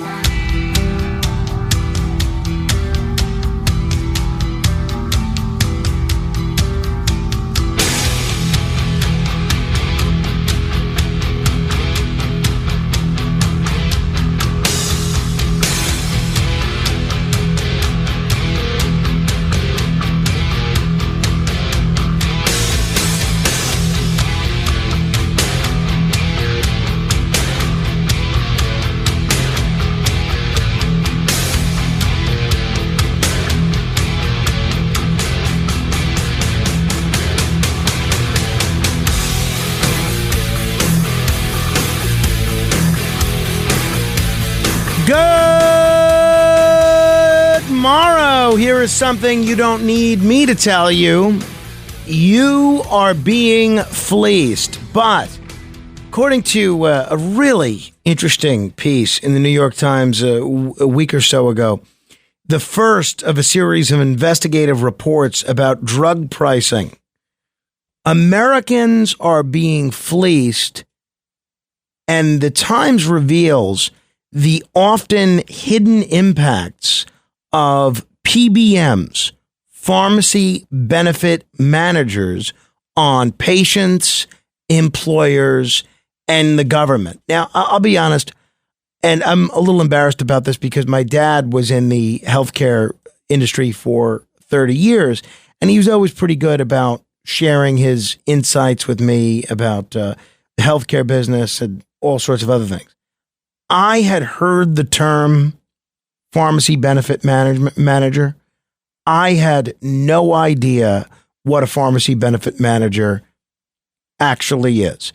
And yet, this is driving up the cost of health care for every single American. Pharmacy benefit managers, or PBMs, these are the shadowy middlemen in the bowels of our healthcare system that most people don't even know exist. Again, I was included in that category of most people. But believe me, they are wreaking havoc on our wallets and our health. You see, these PBMs are supposed to be the good guys. They're hired by our employers and the government to negotiate with drug companies and pharmacies and presumably, healthcare providers to get us the best prices on medications. Well, if that sounds too good to be true, it probably is. Because the reality is far from that rosy picture. Instead, based on what's in this Times piece, which I'm gonna share this on my Facebook page. It's headline: "The opaque industry secretly inflating prices for prescription drugs." I think this is a must read after the show, not while we're on. But they're making a killing in the process. Instead of lowering costs, they're driving them up. They're making a lot of money for themselves. And the three biggest PBMs, Caremark, Optum Prescription or Optum RX, and Express Scripts, they control the prescriptions of over 200 million Americans. These giants are owned by healthcare conglomerates like CVS, like Cigna, like United Health Group, and it's their job to reduce health costs. But what they're actually doing is steering patients towards more expensive drugs.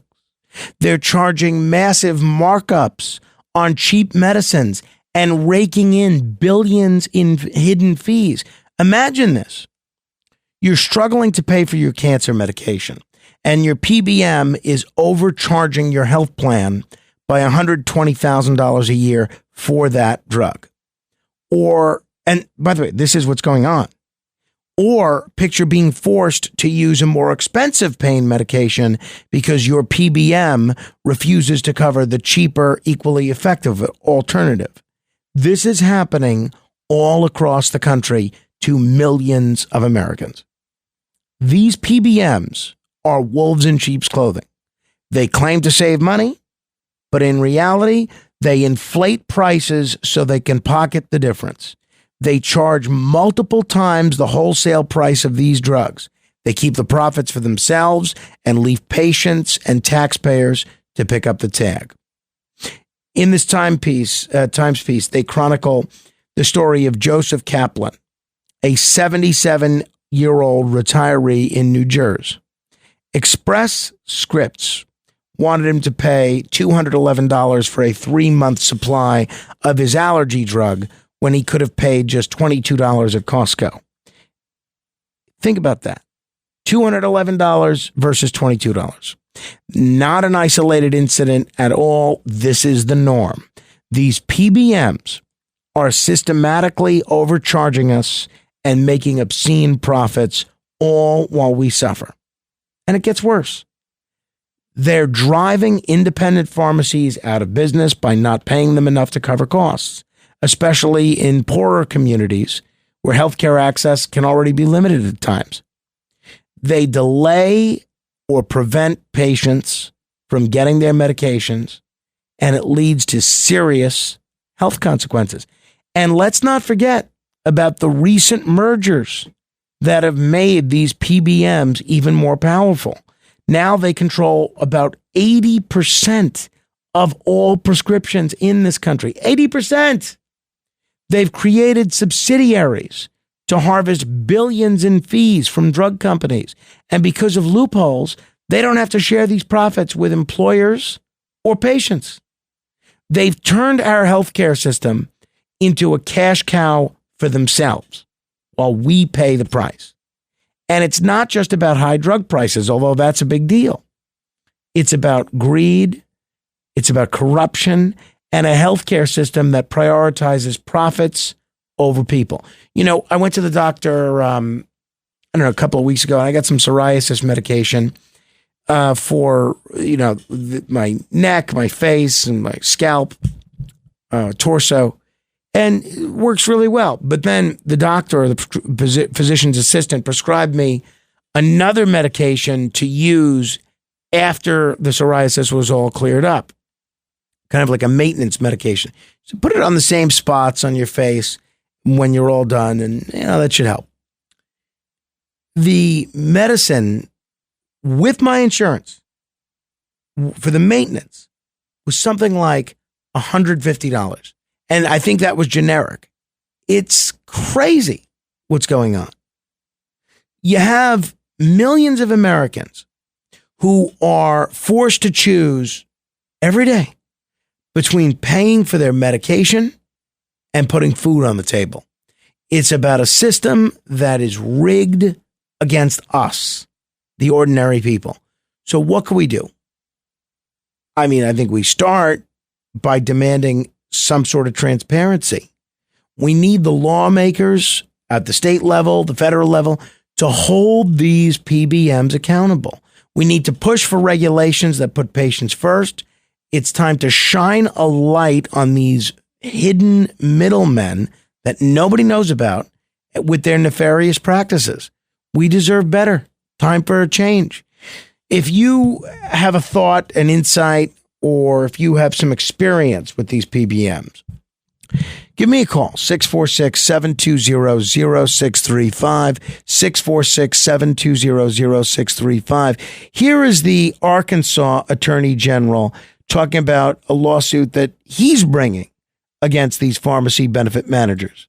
The PBMs were acting in a way that prioritized maintaining their profits over prioritizing what they could have been doing to ameliorate the crisis that was ongoing here in Arkansas and around the country.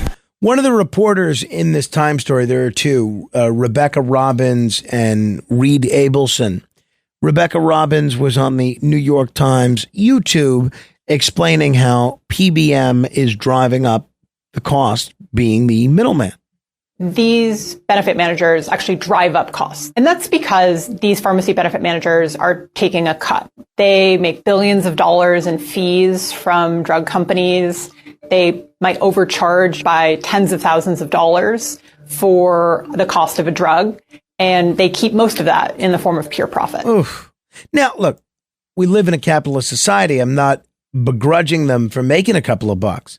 But when you're inflating the cost of drugs for everybody because of greed, it's too much.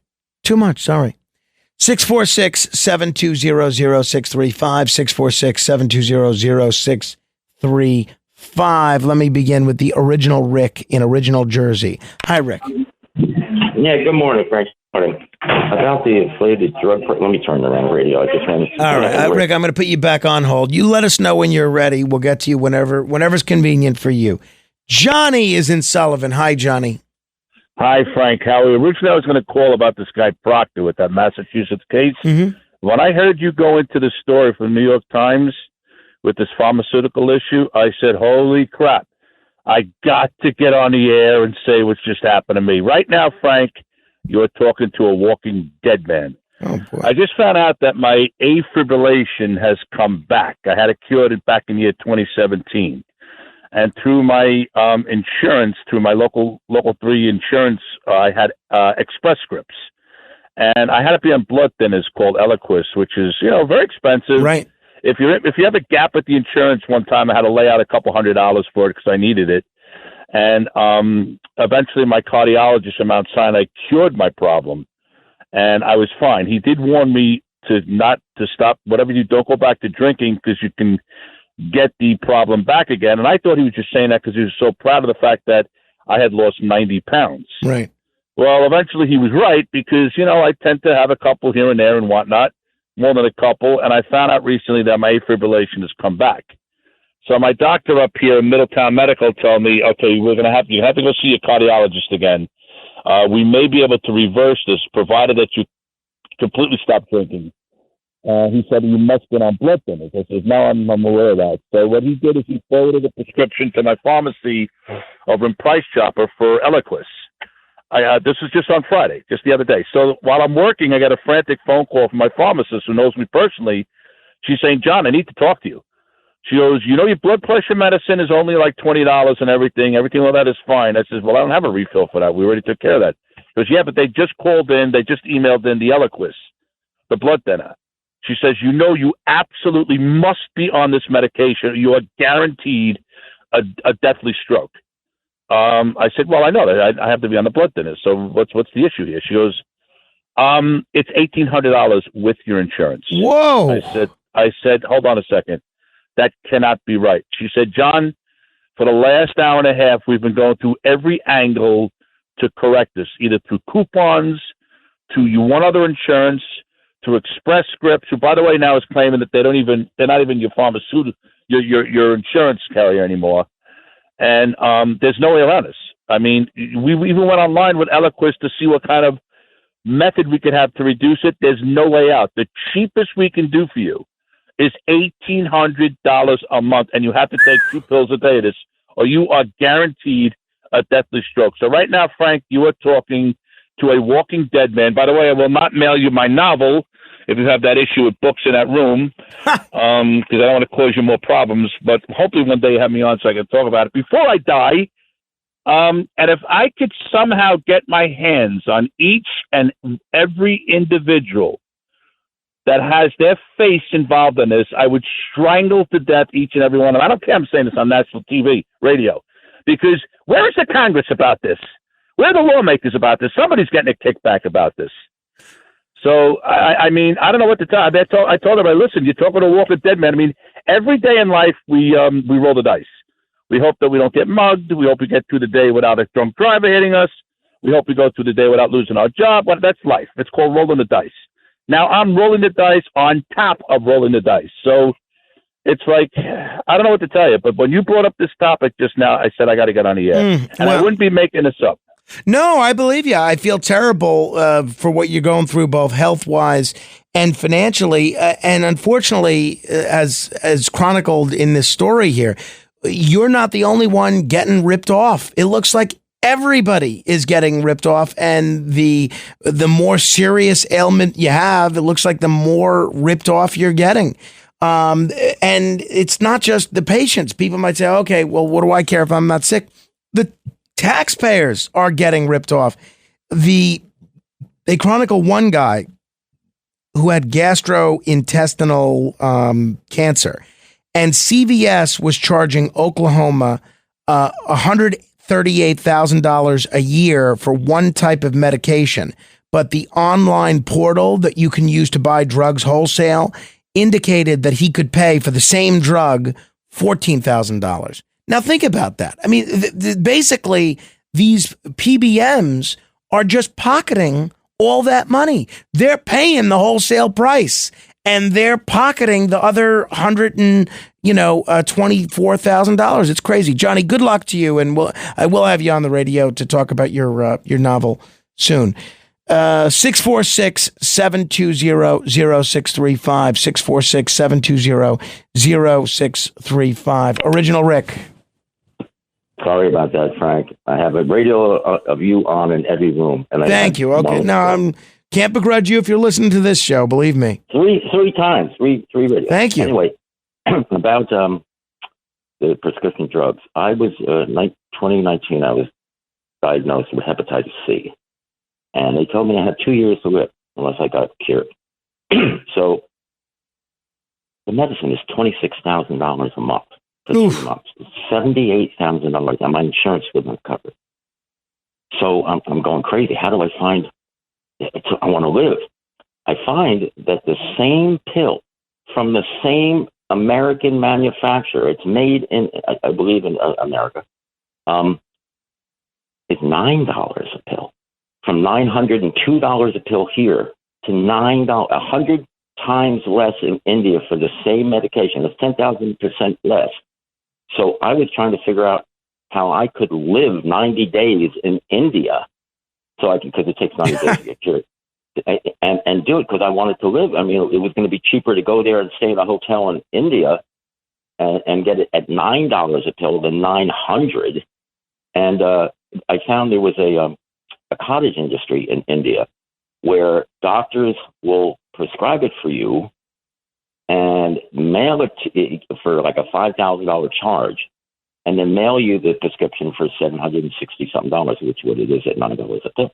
So they have a cottage industry. Luckily, I was able to find a grant from Kansas. They still had one grant not used in Kansas, and they transferred it over to New Jersey, and I was able to get the medicine for free. Wow. Otherwise, I think I would have been dead, I think. And it's the same medicine. Why is it $902 a pill here and only $9 in India? The same company that makes it. It doesn't make any sense. No, it doesn't. Rick, thank you, and best of luck with you health-wise and financially. But the the big three PBMs, they win business by promising huge savings. And then when the clients do the math, many of them are realizing that these expected savings don't exist. Prostate cancer drug, what one person takes, is if you go to Mark Cuban's online pharmacy, which gets you cheap drugs, it's $200 a month. Okay. Express Scripts has been charging the gentleman that's profiled in the story $1,500 a month to cover the drug. This is just crazy. And they're screwing us all. They are screwing us all. Two PBMs charge two different clients much more than the wholesale cost of this one cancer drug. The CVS Caremark charged Blue Shield $3,000 a month for this cancer drug. Express Scripts charged Hyatt $1,500 a month. The price available from a wholesaler, $160 a month. Think about that. You can get the drug for $160 a month. Express Scripts is charging $1,500. CVS Caremark is charging $3,000. I mean, this is obscene. This is absolutely obscene. And it's a totally undisclosed conflict. You know, PBMs find creative ways to profit. You look at Humira. Humira is a blockbuster medication for arthritis. And after 2 decades of the brand name drug being the only version available, last year, lower cost alternatives came on the market. And collectively, employers, insurance programs, patients, they stood to save up to $6 billion a year switching to these copycat drugs. But PBMs would lose money from switching. Humira had become a big moneymaker for the PBMs, in part because its manufacturer, AbbVie, was shelling out hundreds of millions of dollars in fees to the benefit managers. So the PBMs move very slowly. In March, 14 months after the first cheap versions were made available, 96% of prescriptions for the drug were still for the brand name version. Only reason, money. Money. This is not how any healthcare system should work. This is obscene. Let me know what you think. 646-720-0635. 646-720-0635. This is The Other Side of Midnight. I'm Frank Morano. Straight ahead. The Other Side of Midnight with Frank Morano.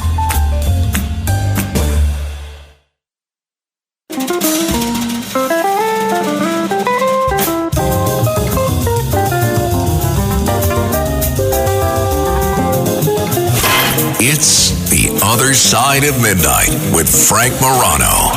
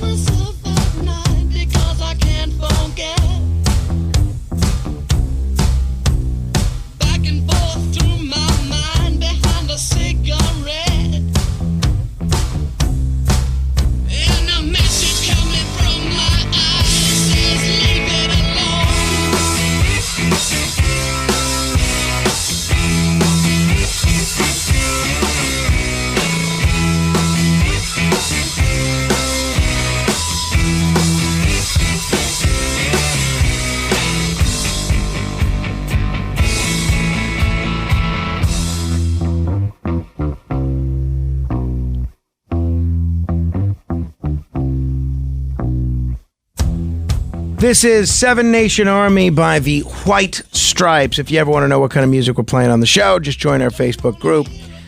Search Morano Radio Fans and Haters. That's Morano Radio Fans and Haters.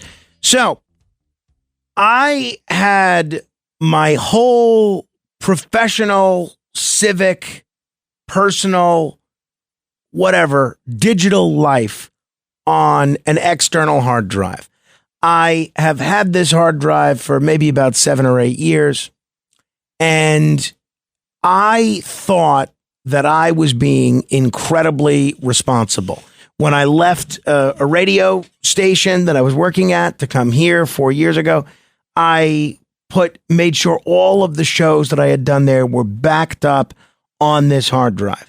Every political memo that I've done backed up on this hard drive, different email correspondence with different people, all sorts of notes, stuff that I've written, personal correspondence, professional correspondence, all on this hard drive. And really, my whole digital life is on this hard drive. So back in March or April, this hard drive decides to stop working. Now, when I plug it in, it still shows that it looks like a hard drive, but you can't access any of the files. So I talked about this on air. A couple of people suggest a few different things. Nothing works. Now, my my co-brother-in-law, James, has a business, has a store that deals with this sort of thing. And I send it over to Long Island, where he is, with my wife when she goes out there. She gives it to him. He takes a look. He's not able to figure it out. And then I'm talking about this on air. A gentleman from Las Vegas calls in and says, this is what I do. I do data recovery. Well, I do data recovery for all sorts of folks. Says, send it to me and we'll figure this out. So I was a little reluctant. I'm in New York and he's in Vegas. I was a little reluctant to send it all the way across the country. And then I got an email from a concerned listener. It's not somebody that I've met, but I've been corresponding with him for 10 years. So I feel like I know him, but he writes me, please don't give your hard drive to that Las Vegas guy. And, some people commented that they think I spend too much time talking about this hard drive. This guy, the guy in California that was writing to me, he understands what a big deal this is. He said, I think this is almost a life or death situation. And that's how I view it. So he says, please don't send it to that Vegas guy. Because if you go to the Vegas guy's website, he's making all these audacious claims that he does data recovery for NASA and everything. And you should be concerned that he's going to pop open your hard drive. What needs to be done is somebody needs to use a spin right program to see if they can get the stuff on there. I don't know what a spin right program is. I don't know what it is. So he said, here's what you should do.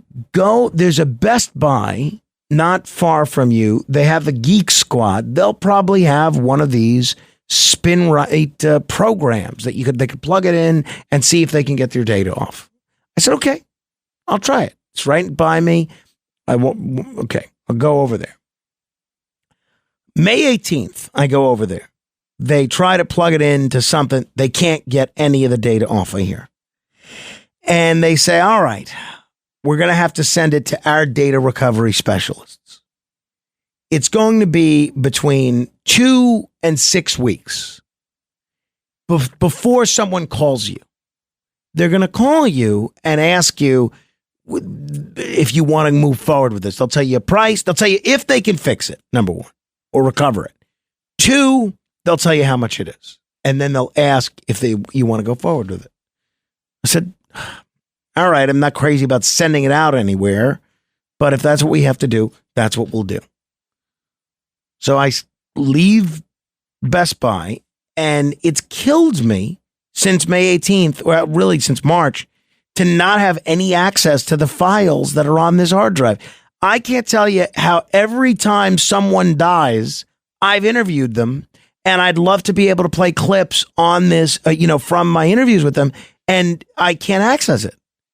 And then I said, but it'll all be worth it when I get these files back. And then time goes on and on and on, and this keeps happening. And then yesterday, I moved it up on my to-do list because I have this to-do list that only keeps growing and growing and growing, plus all the regular stuff that you have to do every day, like pick up your child from summer camp, sleep, prepare for the show, all the stuff that you have to do.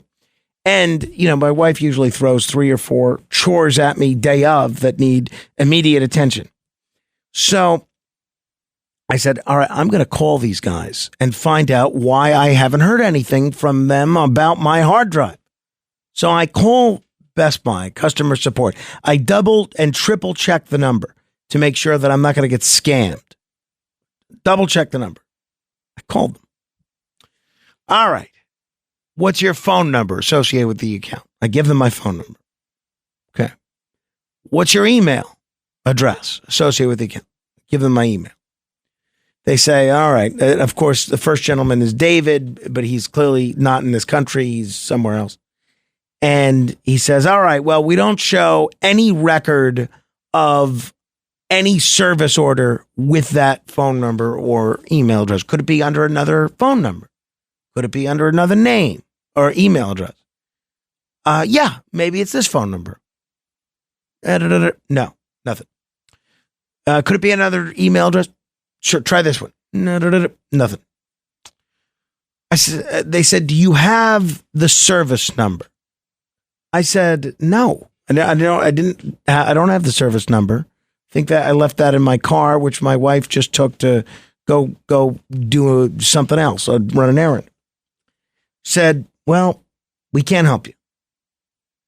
Well, so why can't you help me? I went in on May 18th. I'll tell you what I do have. Now I'm looking at my old email. I have the confirmation number of my appointment that I went to. Let me give you the confirmation number. No, that's the confirmation number for the appointment. We need the service number.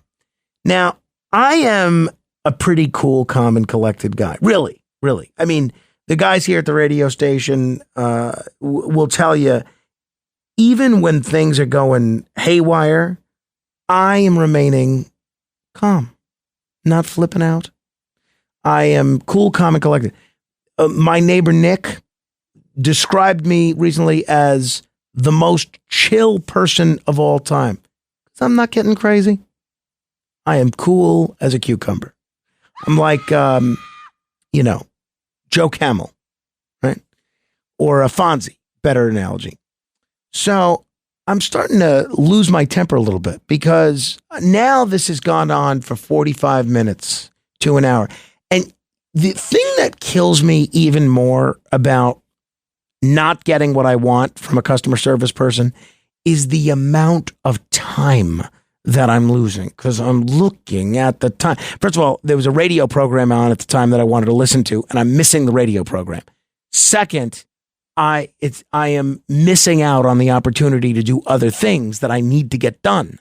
My wife needed me to put in an air conditioner. My wife needed me to do this. And it's just, I'm becoming more and more stressed out. And I'm getting very short with this guy. Finally, I said, all right, I'll try and find the service number, but I'm really unhappy with this level of service. I'm going to email the folks at corporate or call them and let them know that I'm unpleased with them. So I'm still no closer to getting any sort of answers on my hard drive. My wife comes home and she sees me looking around the car. Okay, what are you looking for, honey? I'm looking for the service claim ticket for when I brought this thing to Best Buy. I'm looking in the car, can't find it.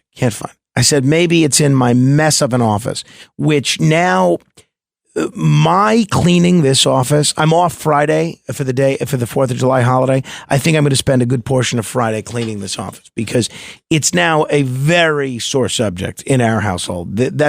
I'd say that's one of the 4 main bones of contention between the 2 adults that live in our household these days is the state of my office. And it's getting worse as we're getting closer and closer to having visitors. So I said, let me look at my mess of an office, and I find it. I find the service claim ticket. But I'm looking at it, and it's got the service number, but the name under client information, it's not my name. Doesn't say Frank Morano. It's also not my address, not my phone number, not my email. It's a client. The client is named Nirmala Dissanayake. That's the client whose name this is. Phone number, not mine. Email, not mine. So that's why they couldn't find it under my phone number, email. When they took this order in on May 18th, they gave me a service order claim check, not in my name, but in the name of Nirmala Dissanayake. So I'm thinking, okay, I feel like I've made a breakthrough here. At least I've got a service number. So I call back this number, speak with another gentleman who unfortunately has an even thicker accent. I say, I forget what this gentleman's name was. But now I'm a little really rushing here to try and get things done. I said, all right, sir, or whatever the gentleman's name was.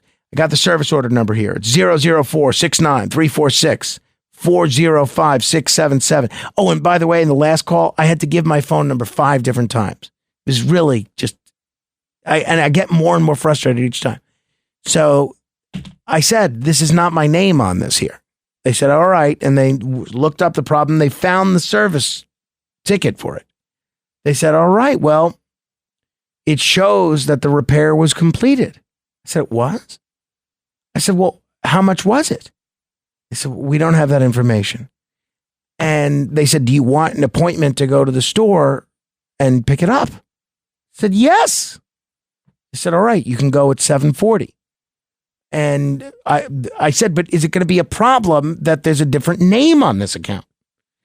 And they said, no. I'm going to put a note in here explaining the whole thing. But I'm making you an appointment right now. At that point, it's about 7 o'clock. I'm not waiting until 7:40. I'm going right there. So I've got my appointment. I get there at 7:18. I get online. This gentleman sees me right away. A gentleman named Nervine or something, or Narine. And I am explaining the situation to him.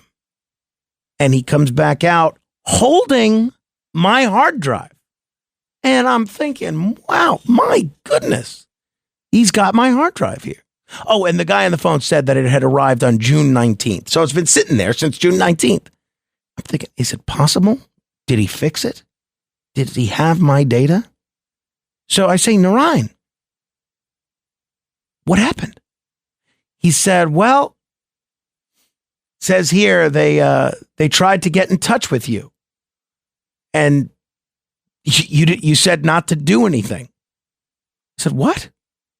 He said, yeah, no, they tried to reach you several times and it just says no contact. So they can't do anything and they sent it back. I said, nobody reached me. Nobody got in touch with me.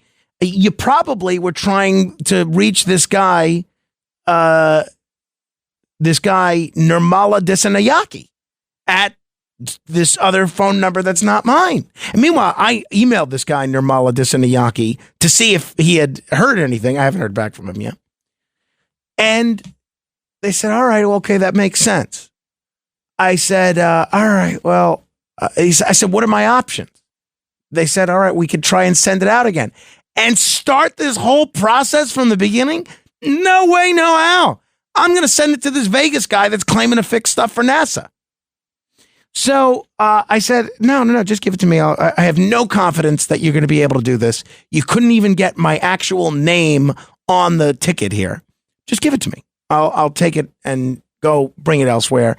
Thank you for wasting the last 2 months. And he says, all right, hang on. Let me just see one thing. So he walks away and leaves me there for 20 minutes. 20 minutes. So much so. And I'm standing there trying to get at least a little bit of work done. And I am trying to, review some stuff on my phone. There's video and I'm standing there.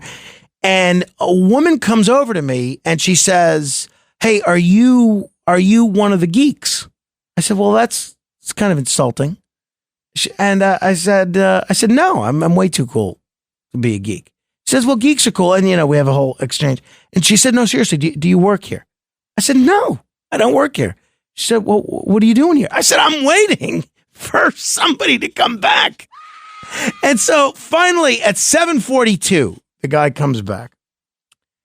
And now I had a whole conversation with this woman, Brandy from Kentucky, who was in the military, who had, she turned out to be a pretty personable person. She's sitting there with 4 or 5 busted hard drives. And I'm telling her, do not leave these hard drives here. Because you don't know what's going to happen to them.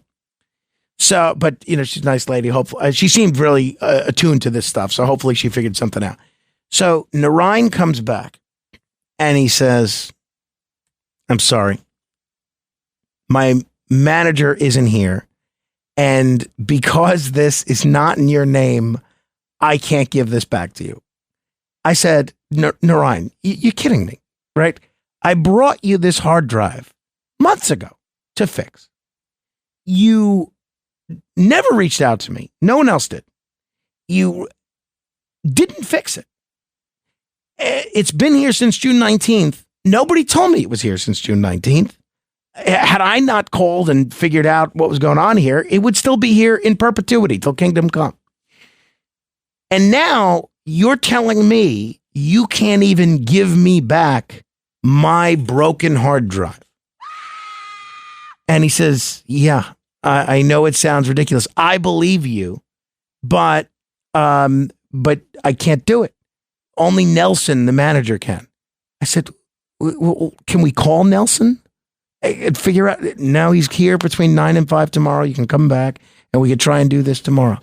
And I said, what about the guy who took this order in for me? I don't remember his name, but he had dreadlocks or something. And he said, no, we called that guy and he doesn't have dreadlocks. He has a fro. And I said, well, talk to him. He'll tell you that I'm me. And I'm just thinking of the absurdity of this situation. And I was glad this woman, Brandy, was witnessing this whole thing because it was the kind of thing that if no one else saw it, I would have thought that I dreamed it. And I'm in the midst of a situation and I'm saying, I'm begging someone to give me back my own broken hard drive. And they said, no, we can't do it. So I'm going to email this. He gave me this fellow. The guy's name is Mike Nelson, the manager, but they call him Nelson. I learned that. I know all the Best Buy lingo there. So I am going to email this fellow, Mike Nelson, letting him know that I'd like my hard drive back. And I am not looking forward to going out of my way to go there again today and get it. And I am absolutely, once I get this back, sending it to the Vegas guy. And not listening to that other fella that told me not to send it to the Vegas guy. But it was a very frustrating day. In all, I would say I spent about 2.5 hours on this today. At a day where I didn't have the 2.5 hours to spend. But hopefully today turns out better. We will see. But needless to say, my advice is that nobody should ever go to the Geek Squad for anything. Because they will absolutely not be helpful. Absolutely not. So that's a true story. Believe me, I wish it weren't. 646-720-0635. 646-720-0635. This is The Other Side of Midnight. Straight ahead. The Other Side of Midnight.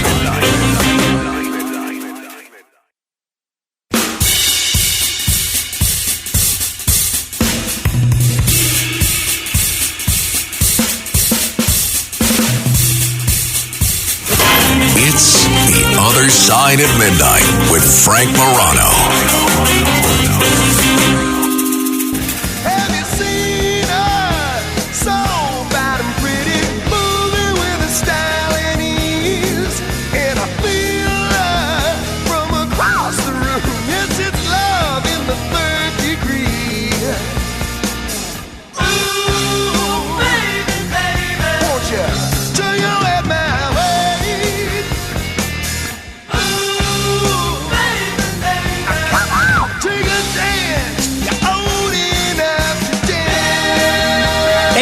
Till the top of the hour. This is Van Halen singing Dance the Night Away.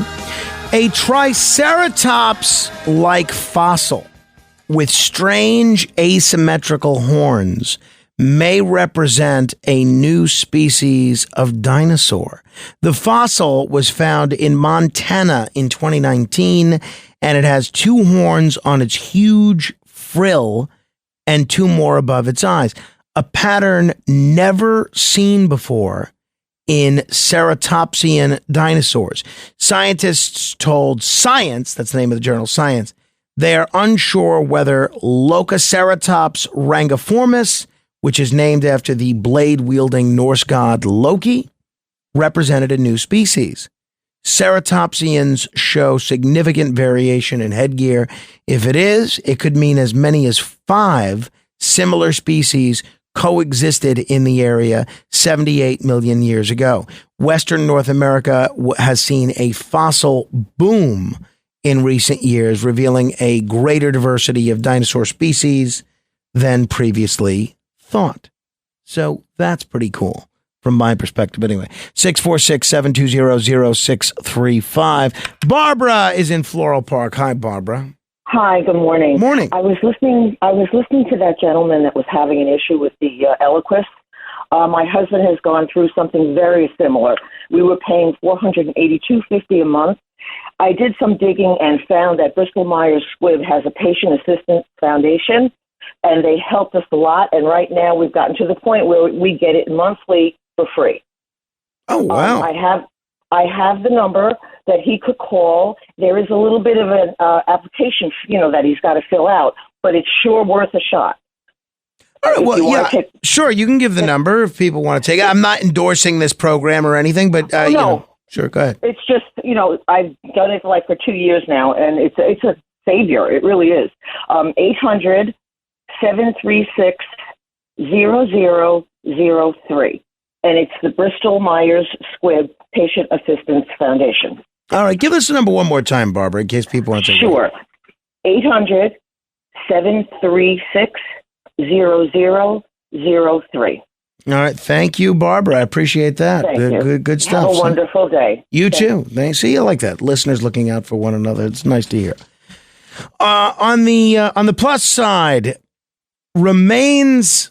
I think it's the plus side anyway. Remains of the oldest shipwreck ever discovered in deep water were located in the Mediterranean Sea. This is what they're calling a Bronze Age time capsule. And I think this is way cool. An ancient shipwreck preserves a deep Bronze Age time capsule. About a mile beneath the sea, the ship suggests that trade in the eastern Mediterranean Sea traveled much farther from the safety of land. Remains of the oldest shipwreck ever discovered in deep water, and perhaps the oldest complete wreck in any water, have been located in the Mediterranean Sea about 56 miles off the coast of northern Israel. The Israel Antiquities Authority, which announced the find on Thursday of last week, said that preliminary examination of 2 clay jars known as Canaanite amphore, you see where my head is at, indicated that the merchant vessel, an estimated 39 to 46 feet long, sank sometime between 1400 BC and 1300 BC. When the Egyptian Empire stretched from what is now northern Syria to Sudan, and the boy pharaoh Tutankhamun, King Tut, briefly sat on the throne. Whether the galley was the victim of a sudden storm or a wayward wind or attempted piracy, it's unclear. But judging from footage recorded by a remotely operated submersible robot, the craft settled to the bottom without capsizing, and the hundreds of storage jars in its hold survived pretty much intact. So this is quite a discovery, and really neat to look at. I love this stuff. Can't get enough of it. So according to Jacob Shavrit, the director of maritime archaeology for the Israel Antiquities Authority, and the leader of this reconnaissance expedition in May, the ship is preserved at such a great depth that time has frozen since the moment of disaster. Its body and contents have not been disturbed by human hands nor affected by waves and currents that impact shipwrecks in shallow waters or shallower waters. So this is really interesting. So they sent out an ROV with robotic arms, and extending its robotic arms, the ROV removed 2 jars from the hull, one from each end of the ship. Both turned out to be filled with silt. An analysis of the jar's trace elements should solve the question of what was inside when the vessel went under. So we'll see. We will see. But 14th century BC in the Eastern Mediterranean was a dynamic period of a lot of trade and a lot of wealth concentrated in the hands of just a few folks. So it's kind of cool. Oldest shipwreck ever. It's really neat. All right. 646-720-0635. We're also on Twitter at Frank Morano.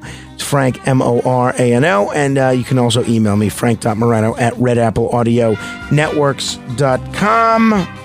But until then, your influence counts, so use it.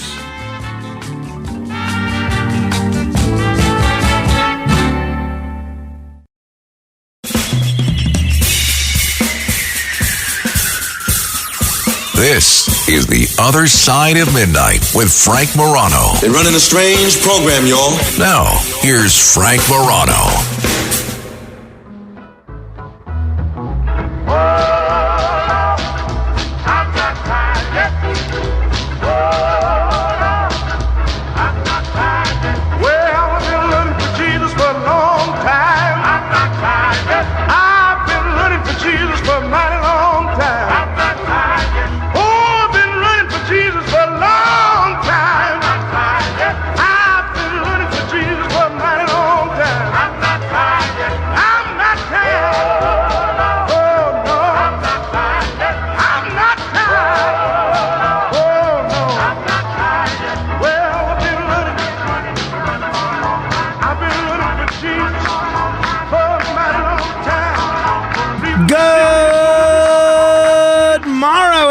This is The Other Side of Midnight. I'm Frank Morano. I read an article I read it on MSN. It was originally published in the Huffington Post, or they call it HuffPost now, about a woman who basically became the black sheep of her family. She was the black sheep of her family and became a writer.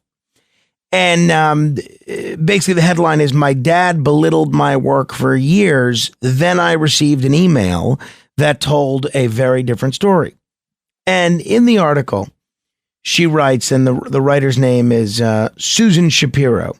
She writes, "I was taken aback. Despite disparaging my creative ambitions, I recalled how he'd covered my tuition while I'd studied subjects he'd loathed so that I could find work I felt passionate about with no financial burdens.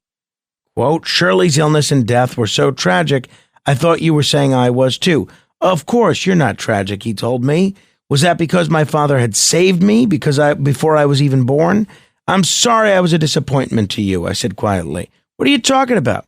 You stuck to your guns and became a big success.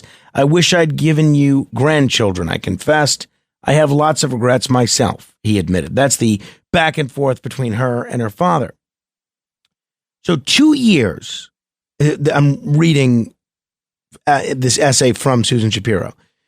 She wrote this big article in the New York Times that was very well received, but was criticized by her family. And she continues to write, 2 years after he'd trashed my New York Times piece, I was surprised by an email from Olaf, my father's doctor. Quote, your dad says you're a best-selling author and generous writing professor who might help me, he wrote.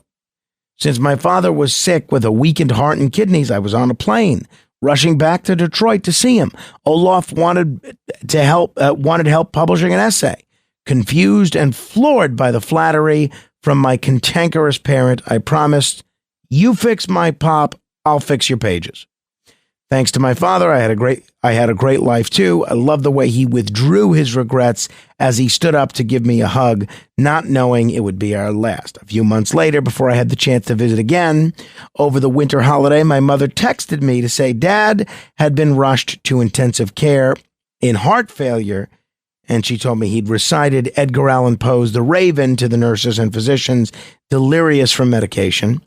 I remembered when he'd first taught me poetry, testing me on stanzas. At 3, when I'd repeated an entire poem he'd shared by heart, he'd kissed my forehead and said, "You're so smart," unwittingly sealing my fate. I thought for sure he'd pull through again. I was stunned when my oldest brother called to tell me we'd lost him. So it's an interesting essay, but it's an essay about someone who pursued a career as a writer that her family didn't encourage, at the very least. And it led to, it seems, a little bit of animosity between she and her dad over what she chose to share in public. Basically, she took private things and shared them with a wide audience in the newspaper. And I can relate to that because, there are a lot of things that I share on the air that my friends and family would rather me not share. And it's gotten me in trouble many times. But this is a clear instance of someone taking a path that their family didn't approve of. And it's got me wondering,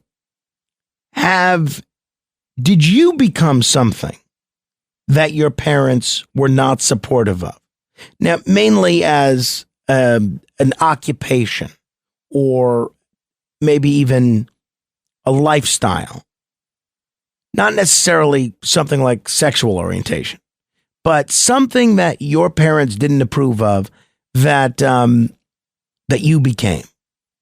646-720-0635, 646-720-0635.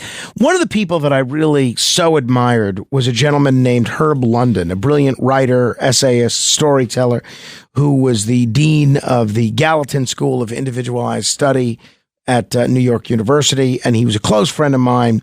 And his daughter, he I believe has 2 daughters, and his daughter, Stacy London, is kind of a fashion guru. She hosted, I think, What Not to Wear. I don't even know if it's still on. She has a gray streak similar to mine, but she is a big fashionista. And I'll never forget when her dad died, she and her sister gave one of the most memorable, brilliant, interesting eulogies I had ever heard. And she says at one point, because, her dad's not there anymore, and this is a packed room. She says, he'd be so sorry that I'm still a Democrat, right? So in her case, she was talking about how being a Democrat would be a big disappointment to her father.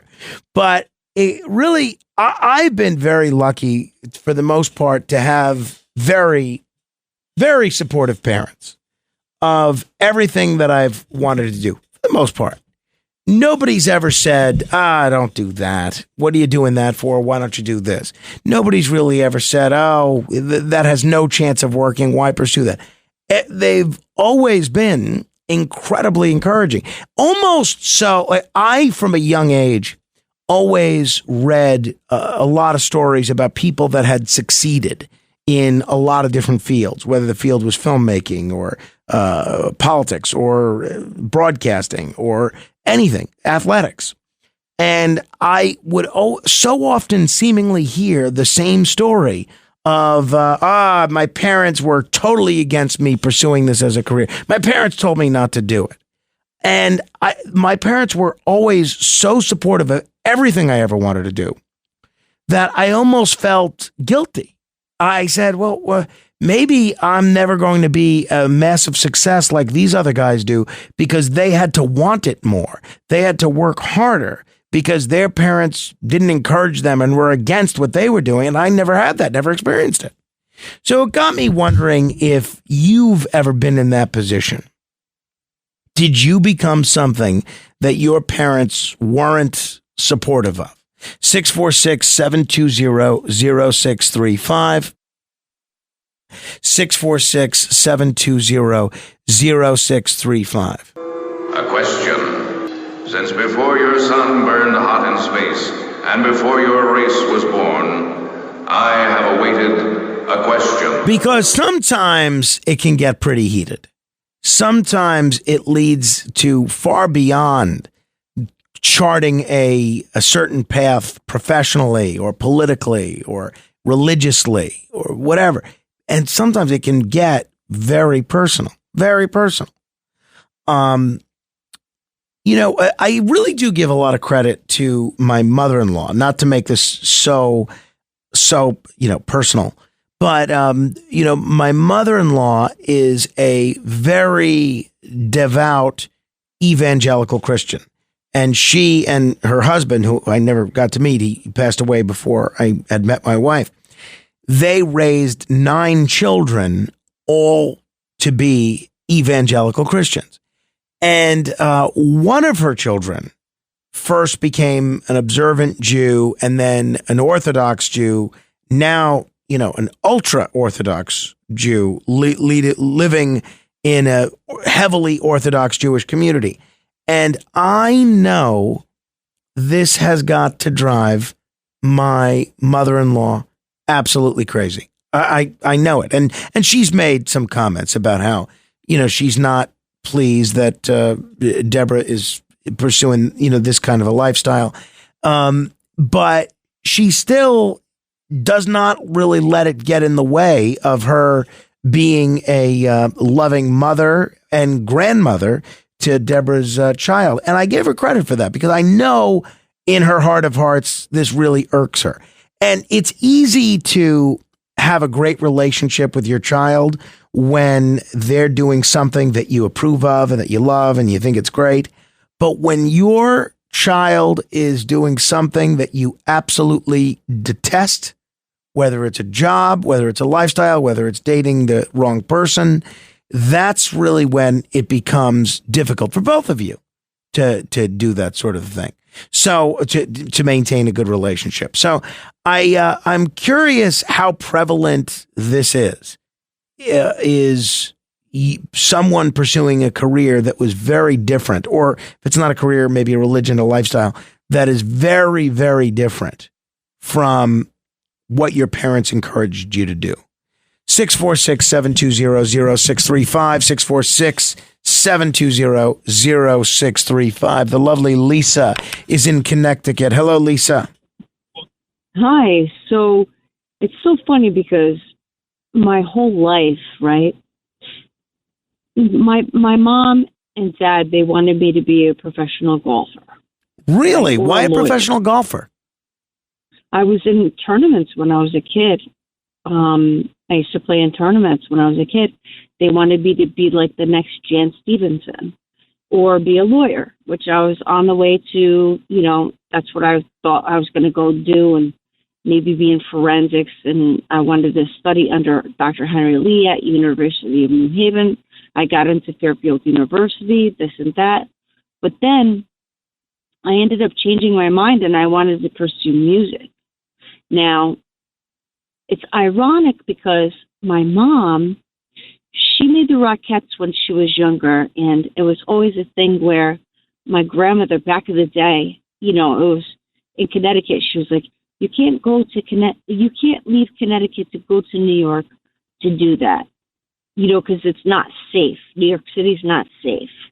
So my mom ended up not pursuing her dream of doing the Rockettes. She ended up doing a dance company, like studio, right? Mm-hmm. She became an opera singer and she modeled and stuff. And she always played the organ and everything. And my mom's great. Like, we have a great relationship now, but it was really like a tricky thing where, me and my dad are really, really close, right? And my mom was the singer. My dad used to play the vinyl. And that's how I really got into music, because he was always playing the records with Johnny Mathis and all the Motown and stuff, right? So we would all dance around and sing and everything, and that's how I started getting into it. And I used to, as a kid, I used to pretend I was Janet Jackson and do like Janet Jackson performances in the basement for everybody. And and then I started my singing in the choir at school and church and this and that. And my mom, I don't know what happened. It's like she somewhat like resented or something that I got into music, maybe because she had the opportunity to do that and she couldn't. You know what I mean? And so me and Mom have worked through a lot of things, and now she's like my biggest supporter and says, "You got a great voice, you got to go for it," and everything. We worked out things, but it was always a weird thing because, like, even when I was in the Miss Connecticut pageant, like I told you, my mom wouldn't go to any of my shows or anything. My dad was there, or your dad's gonna go. She was never there for me. But yeah, so it's sort of like put a weird thing on me with my career and doing everything. But at the end of the day, I'm just so grateful that I have both of my parents that are 82 years old now. You know what I mean? And I don't hold any resentment or anything, but it's just a weird thing. Like, and I guess it pushes me harder to just try to be a good kid, make sure that they're okay and everything. But yeah, it was like a little weird thing with that, so anyway, that's my story. All right. Well, so yeah, I could have been talking to a professional golfer right now. Our whole lives could have been different. Lisa, thank you. Continued good luck with your music and your parents and everything else. So that's one instance where that's one I never heard before, that her parents wanted her to be a professional golfer. And instead she chose music. But it's interesting. It is illustrative of the question that I'm asking. If you did something that was a path that your parents never approved of. 646-720-0635. I'd love to hear your story. 646-720-0635. My Uncle Caesar he was my great uncle. He was my grandmother's brother. He had a very tough relationship with his parents, and who are obviously my great grandparents. And he always resented that they never really encouraged him. He was very into fencing, and they never once came to any of his fencing matches. And they went to all of his brothers' baseball games or football games. They didn't go to any of his fencing matches.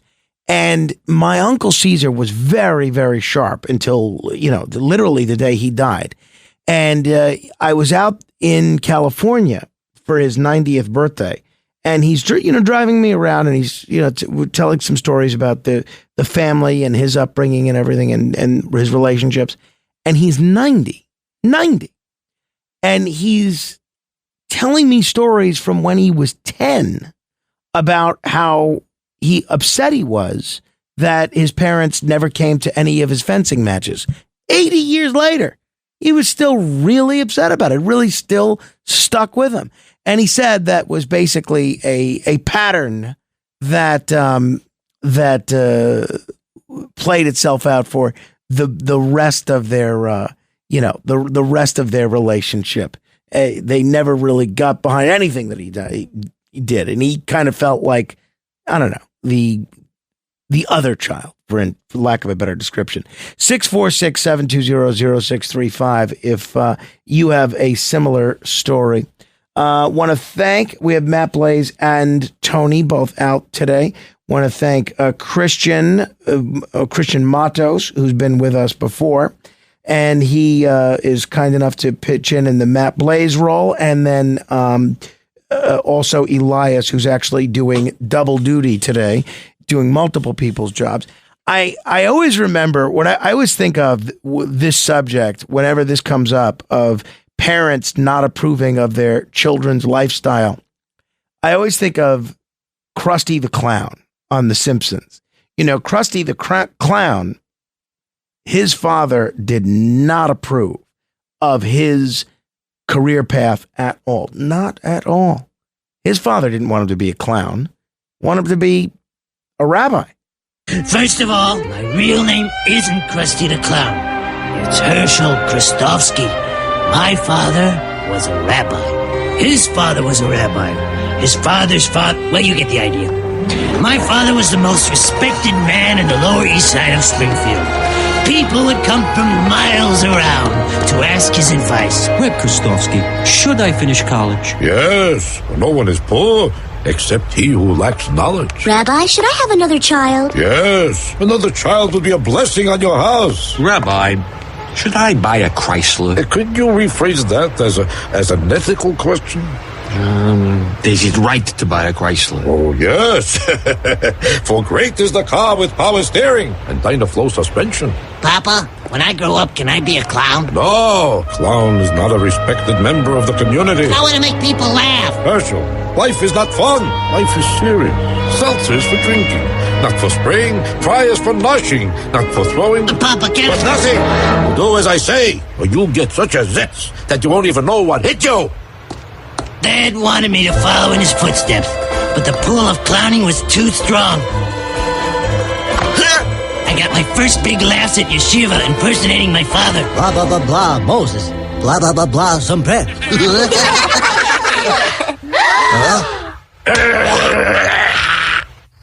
Boy, you don't have to follow in my footsteps. Don't worry, I don't even like using the bathroom after you. Are you little? The brilliant Jackie Mason there as Krusty the Clown's father, but that's sort of what I'm talking about is a family tradition that a parent thinks is real important, and then all of a sudden the child goes in a different way because that's where his passion takes him, or her passion takes him. Ed in Babylon, hi. No, thank you for taking my call, Frank. After this, I had a little clown story for you that you'll probably love. Growing up, I loved my pediatrician, and I wanted to be a doctor. And my parents said, the Gersios, Kenneth wanted to be a doctor, and they gave money to the wing of the hospital, and they couldn't get him into medical school. It's too expensive. So why don't you think about civil service? And my father was a New York City fireman.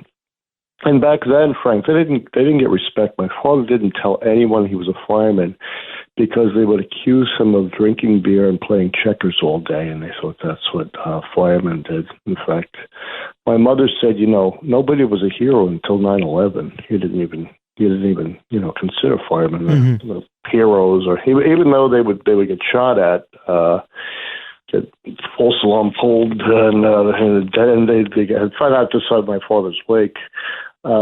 So not going to medical school, I had a lot of angst about it. In fact, read a Ann Landers article years later that if you went into the Air Force and qualified, they put you through medical school. We didn't know this.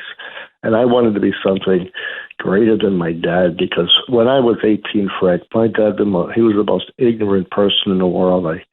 Any conversation I had with him about politics, it ended up, well, if you don't like it, you can live in the backyard. And he wasn't mean, but he really knew what he was talking about. So what did you end up doing if you didn't become a firefighter? Well, I'll tell you, I worked in Rickle Home Center, and my friend Greg was walking around with a clipboard. I said, what are you studying? He said, nuclear medicine. I said, what? He said, nuclear medicine. And him and I were friends. Went to see The Great Stuff, a movie about astronauts. And when it came out, he said, Eddie, I think you have the stuff. I go, what do you mean? He said, I think you should apply to that nuclear medicine program at the VA I'm going to. And I did. It was hard. I almost dropped out because it was just 3 hours sleep a night. And I walked into my parents' room and I said, I think I'd be a better psychologist or something. And I said, you started. Just finish it. Just finish what you started. So that's what you did. No, I did. I became class president, and I kind of stole the microphone from someone because they weren't going to let me speak. It was kind of a corrupted place. And I got up and I said, thank you to everybody. And I said, I'd like to have two people stand, Ann and Barney Foreman. Could you please stand up? And I told them how much they meant to me, and how they fed me during this program. They housed me as a son, and they believed in me, even though I didn't want to be a fireman. was amazing how much my dad had learned in that 10 years since, I was 18 and went to 28 or so. All right, so they didn't smart. discourage you then? Well, no. They wanted the best for me from their experience. Mm-hmm. And Frank, how did I become a fireman? Would I be alive today? I responded as, a nuclear medicine technologist to 9/11. But I don't know if I would have survived as a fireman. I might not be on the phone with you right now. It's a good question, Ed. Ed, thank you. I want to try and get it to some other folks as well. 646-720-0635. Pauline in Flushing. Oh, tell me about your story. Okay. I graduated top of my class, so everybody expected the highest from me. My parents, of course, wanted me as a Chinese descent. They always wanted, lawyer or, doctor. Of course, I excelled at a lot of topics, but I didn't really find any interest. But my mother, when if I got a full scholarship at LIU in Brooklyn, they had a pharmacy program. She wanted me to go for that, of course, but I am a natural person. I never took medicine. I was like 100%, I never was absent. I was always never sick because my parents used to feed me well until they started eating, the American diet. And when I got married, I also ate that diet and really got sick and ended up having mental health issues, which actually was caused by all the foods and the toxins that are in the food. This is the funny thing. This is related to what you talked about. With everything is turning into everything you need to take a pill for, mental issues, everything, right? And all that stuff has side effects. So I've been studying since the 90s, since I had my breakdown, all the natural stuff, medicine, alternative medicine, energy healing, all of it. Okay, so I'm on the woo-woo side of everything. So nobody in my family, including my own child, they all make fun of me. And to this day, I know this might be a bad thing to say, but even with the vaccine, I didn't take it. And everybody in my family took it, got COVID. I never got it. And God wasn't near any of them because they would have blamed me for it if they got it. Okay? So you know what? I know my path and my mission on this earth. And I know this is going to be crazy. I've discovered that I'm a hybrid from the stars, from beyond here. And I know it sounds really weird. Maybe people think, oh, she's mentally ill. Because I'm telling you this, by the way, today is UFO Day, World UFO Day. You know that? July 2nd. Somebody made that, posted it on. And I thought, oh, my God. That's interesting. And I know actually, you have I did not know that, and I wish I did. I would have done a bigger thing for World UFO Day, but well, you still have tonight when you come on. At, that's a good idea. Right, 1 o'clock. Yeah, that's okay. We can do something. Maybe I'll do something on Facebook celebrating World UFO Day. We got Prometheus in studio. We'll give him a different outfit to celebrate World UFO Day. Maybe we can get a picture of him as well, Elias. But maybe because you named it. Remember, it's not UFO anymore. It's UAP. That's so right. Maybe we That's can right. declare it Pauline, night or whatever. Pauline, it is interesting to me the difference that you had with your family about your interests and your priorities. But when you say you're a hybrid from the stars, what do you mean exactly? I'm a little. There are a lot of us who came back to this earth for this time of turmoil. And we are bringing the light within us, the love that we don't. All this conflict that's going on, all the dark, like the evil versus good. There are benevolent ETs out there, okay, that actually seeded the human race. So they actually, some of them created some of us, and some of them merged with the humans. Remember what they said about the angels? Sure, down? Yeah, I'm familiar. I'm familiar with this theory. So you think that you're a descendant of extraterrestrials that breeded with humans? I think a lot of us on this planet who are here now are. They're going to discover who you really are, and this is what the powers that be do not. They already know that among us are really powerful people. The ones who got corrupted are some of the people that are in politics are as well, but they got corrupted by being greedy and not service to others, which is what the whole point of humanity was to be. In unity. It doesn't matter what race. There's so many races on this planet, and that is seeded from extraterrestrial races.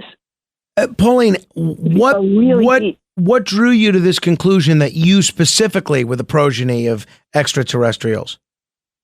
I actually had a healer work with me he claimed that he was coming back, but only as a healing spirit of Jesus. I know this is going to be very controversial. And he even claimed that Princess Diana was the humanitarian version of Jesus, that there's not going to be a second coming the way people think. We're the second coming because we have that spirit, the Holy Spirit that people talk about, is within every cell of our body. And if you finally get rid of all the programming and all the ancestral stuff that was passed on, and that includes, that's why some people hate each other from their ancestors having problems with this race and that race, and it could go really deep. I mean, deep. That's what we're supposed to be healing. The solar flares that are coming in is helping us unlock stuff in our DNA. Wow. So I've been studying this for 30 years, and I was so scared of the UFO stuff. I did not know why, because I did not realize I had so much trauma, and we all have it, ancestral and beyond. So, Pauline, I have to run, but I hope you'll call back in the future. But my question is, how does someone know if they're the descendant of extraterrestrials? Do they need to work with a healer as well? Well, there's somebody out there that has done hypnosis. I don't know if you know Dolores Cannon. Her people do something called QHHT. It's a different version of hypnotherapy, and that's how they discovered deeper stuff I actually never took a session with that person, but because I have worked with people who can get into the Akashic records and all that kind of stuff, and it's all different levels of people. There are a lot of fakes out there. There's some of them in the New Age world are full of just as bad. They all want money, and that's all they care about. So you got to be very careful in figuring out who to trust too. Yeah. So I've gotten messed up from a lot, because I take on other people's energies, and I'm still trying to figure out how to stop all that. But I bet. Pauline, thank you. Thanks for being so candid. Call again. 646-720-0635. How about that? That was interesting. Mike, what do you think? So, I'm a very proud graduate at Tottenville High School from 1978. And back then, they used to come, the Air Force, with the simulator. And my buddies and I, we always wore the bomber jackets and the aviator glasses. And we all decided we were going to join the Air Force. But I didn't want to tell my parents because my dad was a World War II Navy veteran. And I kind of thought I would be disappointing him not joining the Navy. But when I look back in retrospect, and regrettably, I never joined any of these services, which I wish I had done. But my dad was an aviator in World War II, and he would have been like following his footsteps. And it's a regret that I have, kind of thinking I didn't want to disappoint him, but I think I would have made him proud. Well, I hate that you have regret, but I'm sure you did make him proud, even not going into the military. Mike, thanks for sharing that. That was my high school as well. 646-720-0635. Joe, what do you have for us? Yeah, two points I want to make, not specific to me, but more in general. One is, I think sometimes these parents just have they want to see money and that you're hustling. And beyond that, if it doesn't fit that profile, they don't seem to take an interest. I just see this generally, where it doesn't fit the criteria to discuss, so, and then I think in the case of your mother-in-law, I do wonder if she's kind of an evangelical, that she would maybe first and foremost just want the kids to follow that, and anything career-wise would be second. Oh, that's absolutely the case. Absolutely the case. Yeah. So she wouldn't be thinking too much if, say, your wife wanted to be a painter. She would be first and foremost just concerned about her soul. No doubt about it. No doubt about it. 100%. And their family life and obviously everybody's health. Joe, thank you. Noam Laden is here. We're going to chat with him, get an update on what's in the news. We'll do that straight ahead. The Other Side of Midnight with Frank Morano.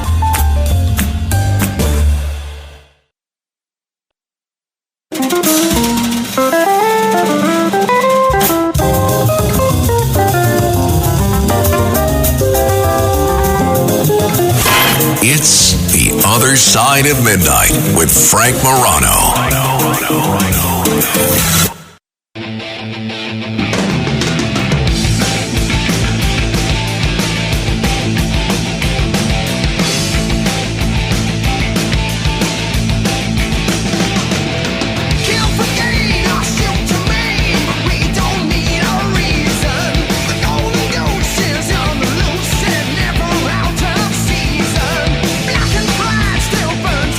19 minutes until the top of the hour. This is The Other Side of Midnight. One of my favorite news directors on one of my favorite news networks has just come into the studio. Stand by for The Other Side of Midnight's news. From New York City, The Other Side of Midnight and its affiliated stations present national and international news with Frank Morano and news director Noam Laden. Their summary of the world news and personal comments. Get the rest of the story. All right, Noam. What do you have for us? Frank, is there nowhere anymore in the world where you're safe from someone's cell phone taping you and watching every movement that you make? And then, is it okay and is it legal to put it up on any form of social media platform and play it out so the world can see it? A prime example that everybody's pointing to in the last couple days. I don't know. I know you're not as big of a TikTok guy as I am, but you can't avoid this TikTok video that has been up about 2 weeks ago, maybe about 2 weeks now. It is a woman who is sitting on this flight from Houston to New York City. And she notices that these two people who are sitting next to each other, a man and a woman, seem to be flirting with each other in just a huge way. Clearly, she says, I got on the flight. I saw right away they did not know each other from the moment that they sat down. Now they're flirting like crazy. I notice that the man has a wedding ring on. The woman does not. And so she starts taping them. Okay. And then she tapes a part where they both leave to go to join the Mile High Club in the bathroom. And she tapes them going to the bathroom, shutting the door, coming back out, sitting back into their seat. And then she does the ultimate, because the only reason I can tell you this story is she uploads this. And she includes, because she can hear their names, she includes both of their names. And she says, I want this guy's wife to know that he's cheating on her. Here is the evidence, and it plays out in a couple videos on her TikTok account. Of course, you're not shocked to hear it goes viral, as sometimes things do on TikTok, seen millions of times. Is it okay to do stuff like this? And is there any place that you are safe in the world anymore from someone's cell phone camera watching you? Yes, this guy was cheating on his wife. We don't know, by the way, we don't know what happened after this video. If his wife knew what he was up to, if he was really married. He did have a wedding ring on, so the suggestion is, of course, he was. But more is, there were thousands of people in the comments afterwards applauding the woman who took out her phone. Good for you for outing this guy. He's a jerk. He's cheating on his wife. But there was just as many people saying, leave him alone. He's allowed to do whatever he wants. Well, I have several thoughts about this. One, TikTok, rewards videos that get a lot of views, and, obviously something that's controversial that involves infidelity and things like this is something that would get a lot of views. I'm not convinced that this wasn't some sort of a performance put on by either the guy, in the video, right, or being in cahoots with the person whose TikTok this was. We've seen a lot of these staged videos which are designed to go viral. Yeah. I mean, so I'm not 100% convinced that this is on the level. Well, I think if you watched it, you would be, because normally TikTok acting is horrendous, and you know right away that it's TikTok acting. This one seems legit. She seems to be a seat or two away. Somehow she catches on to what's going on. Clearly she's bored by the selection on her screen in front of her, so she decides to turn the camera. She doesn't like raw dogging, right? No, or whatever. She doesn't like raw dogging. She decides to create her own soap opera, which she did. So it seems to be legit. Then I don't, look, you don't know what's going on in someone else's relationship. No. So I don't like blowing up someone else's and potentially destroying someone's marriage, right? I mean, what if, I would not do that, right? But I did recently get in trouble with some of my neighbors because I've talked to you about this before. Someone came speeding down our block. Turned out they lived on the corner. And so one of my other neighbors starts screaming and cursing. I don't know if he cursed, but he starts screaming at the neighbor down the block. And I was able to get some video of this.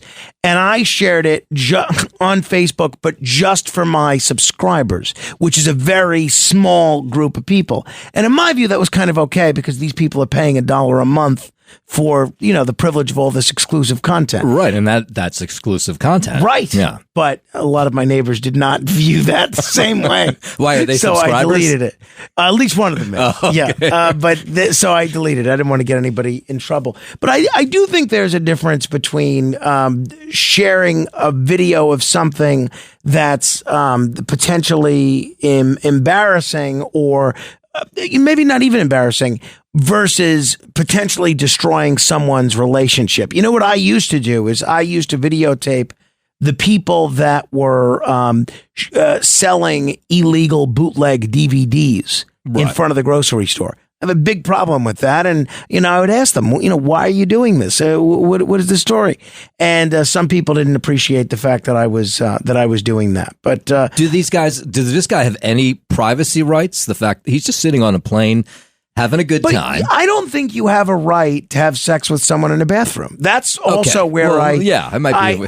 That's also where I take issue with that. Well, forget that for a moment. Does he have the privacy rights to just be, flirting and fooling around with somebody in the seat next to him without having the whole world find out? Well, about so it? What's flirting, right? What is the flirting? Well, clearly, they're going at it with each other on the plane, which is a little weird. But does he have the right to do that without somebody filming him and then putting it up on TikTok? So I'm gonna reserve judgment until I see the video. Okay. But I do think there's something to be said for, playing to the voyeuristic appetites of the public. But maybe she could have, I wouldn't have outed this guy with his face and everything. Maybe, and his name, by the way. Maybe his first name, anyway. I would have changed the name and blurred the faces. That's kind of what I would have done. She didn't do any of those things, by the way. Well, I mean, what do you think? No, I think the guy has, he shouldn't be cheating on his wife, but he should have the right to do whatever he wants to do without someone then uploading it to TikTok. Yeah, I don't like this whole idea of being a video vigilante and that potentially destroying someone's marriage. Yeah, create your own content and put it up, but don't put somebody else's content up to make money off them. I'm sure they are. I understand putting other people's content up, but I don't think you should. Something that's that sensitive like a marriage, I think you can blur their faces. I wouldn't out them. Yeah. We have gotten, or maybe you will disagree with this, but maybe we've gotten too soft as Americans. Camping, right? People love to go camping in the summertime. The fun part of camping is you're out in the middle of the woods. Right. You got the breeze. You're doing a little campfire. The biggest new trend in camping this summer is camping air conditioners. Oh, boy. Yeah. And so now you have these campsites all across the country that part of the deal they'll offer if you pitch a tent in their camping site is they'll roll in a portable air conditioner that you pay for, you rent sessionally while you're there, and you can have your tent cooled down at night. Now, people who go camping say they think that's kind of not the whole idea of camping. It's supposed to be out so you can hear the birds, at night or in the morning, early in the morning. The air conditioner would obviously, would drown out that sound. But also part of the idea is you're supposed to be out with the elements. But these campground sites become really big, and so they've started to invest in these freestanding air conditioners to cool off campers this summer who don't want to be hot at night. It doesn't seem very sporting at all. It does not seem, not that I know anything about camping, but it does not seem in keeping with the camping tradition. Yeah, you couldn't get me out into a tent and lying on the ground for the night. Well, There's could you do nothing it if there appealing was about air that. conditioning involved? No. I like my bed. Or a bed for that matter. I don't know. It might be kind of fun, but I don't know. Well, you want one more? Yeah, absolutely. Game show host, comedian Drew Carey, giving an interview this week to TV Insider. And when you watch The Price is Right, it's always been this way. When they call the person's name, Frank Morano, Nolan, come on down. And they're like hysterical, like this is the greatest thing that's ever happened to him. What Drew Carey is saying is that a fair amount, he can't put a percentage on it, but he says a fair amount of the contestants who come up, the way it works is you wait outside the studios in a long line to then get seated in the audience. And while you do, The Price is Right producers come by and interview everybody. And then that process, they pick the best people. But what he says is in that process, while they're waiting to go in, it's amazing how many of them now are either eating marijuana gummies, smoking weed, or drinking alcohol as they're waiting for the show to start. And he says, he says every single show, there's at least one, if not more, contestant who makes it to the stage who's crazy, right? They're jumping up and down. And he says they're either drunk or high while they're on stage next to him. Wow. Yeah, I was really surprised to hear that too. I mean, obviously, I'm sure the use of cannabis has increased as it's been legalized out there, but have there always been a lot of drunk contestants, or is that relatively He says all that's relatively new in the last couple of years. He's been hosting the show already for a while, but he says now people will get up to him, and of course you see he's right on top of them, right next to them when they're trying to win a game. And either they smell like a brewery, or you can see by their eyes, glassy eyes, that they're high on something. Really? Yeah. I mean, that is interesting. And I had seen that headline, but it's not something I ever thought about. By the way, if anybody is interested in The Price is Right, there is a wonderful documentary. I don't know if you've seen it. No. It's called Perfect Bid, The Contestant Who Knew Too Much. And I think it was available on Netflix. I'm not sure if it still is. I know it's on Tubi and other platforms. Are you familiar with it? No. I had the guy on the radio. He was good on the radio too. But it's about a math genius from Texas named Ted or Theodore, and his life of memorizing and documenting the prize amounts on The Price is Right. And ultimately, he gets to go on the show, and it's an interesting documentary. Okay. Definitely check it out. I'll have to watch that. Yeah. All right. Thank you, Noam. Sure. And now you know the rest of the story. All right. We're going to do 15 seconds of fame in a moment and give you an opportunity to be heard for 15 seconds.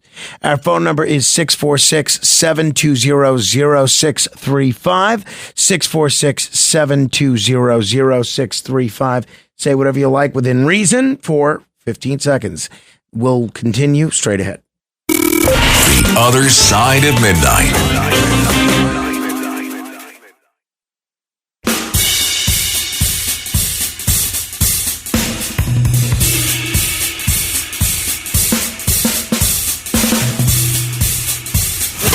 It's The Other Side of Midnight with Frank Morano.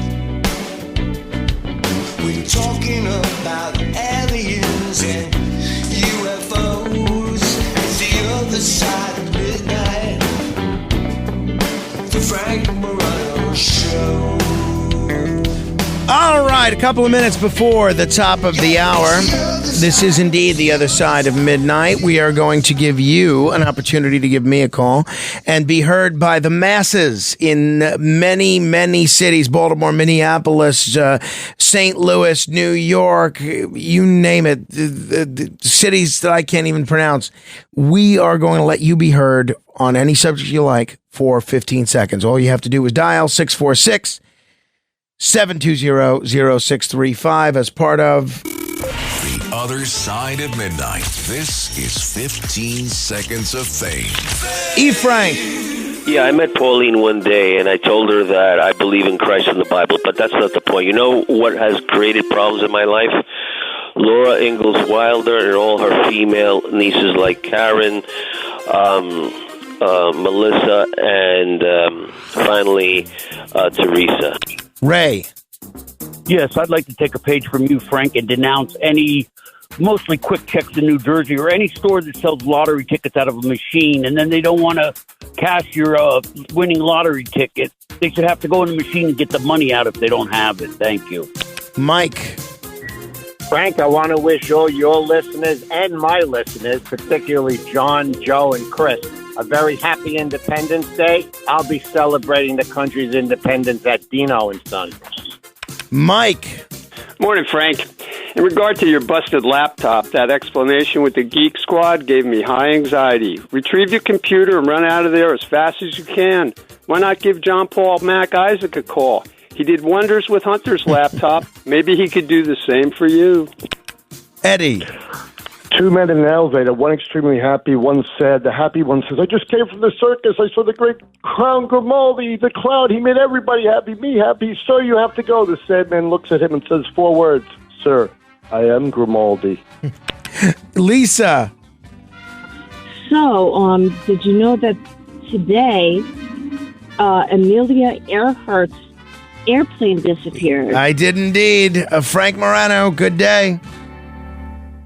Janine Pirro here for Colonial Metals Group. Colonial Metals Group helps Americans protect their future with the most trusted store of wealth in human history, physical gold and silver. If you're retiring or retired, go to colonialmetalsgroup.com/Pirro for your free Janine Pirro Colonial Metals Group Retirement Protection Kit, or call 800-965-8004. 800-965-8004 now to receive a free home safe and up to $7,500 in free silver.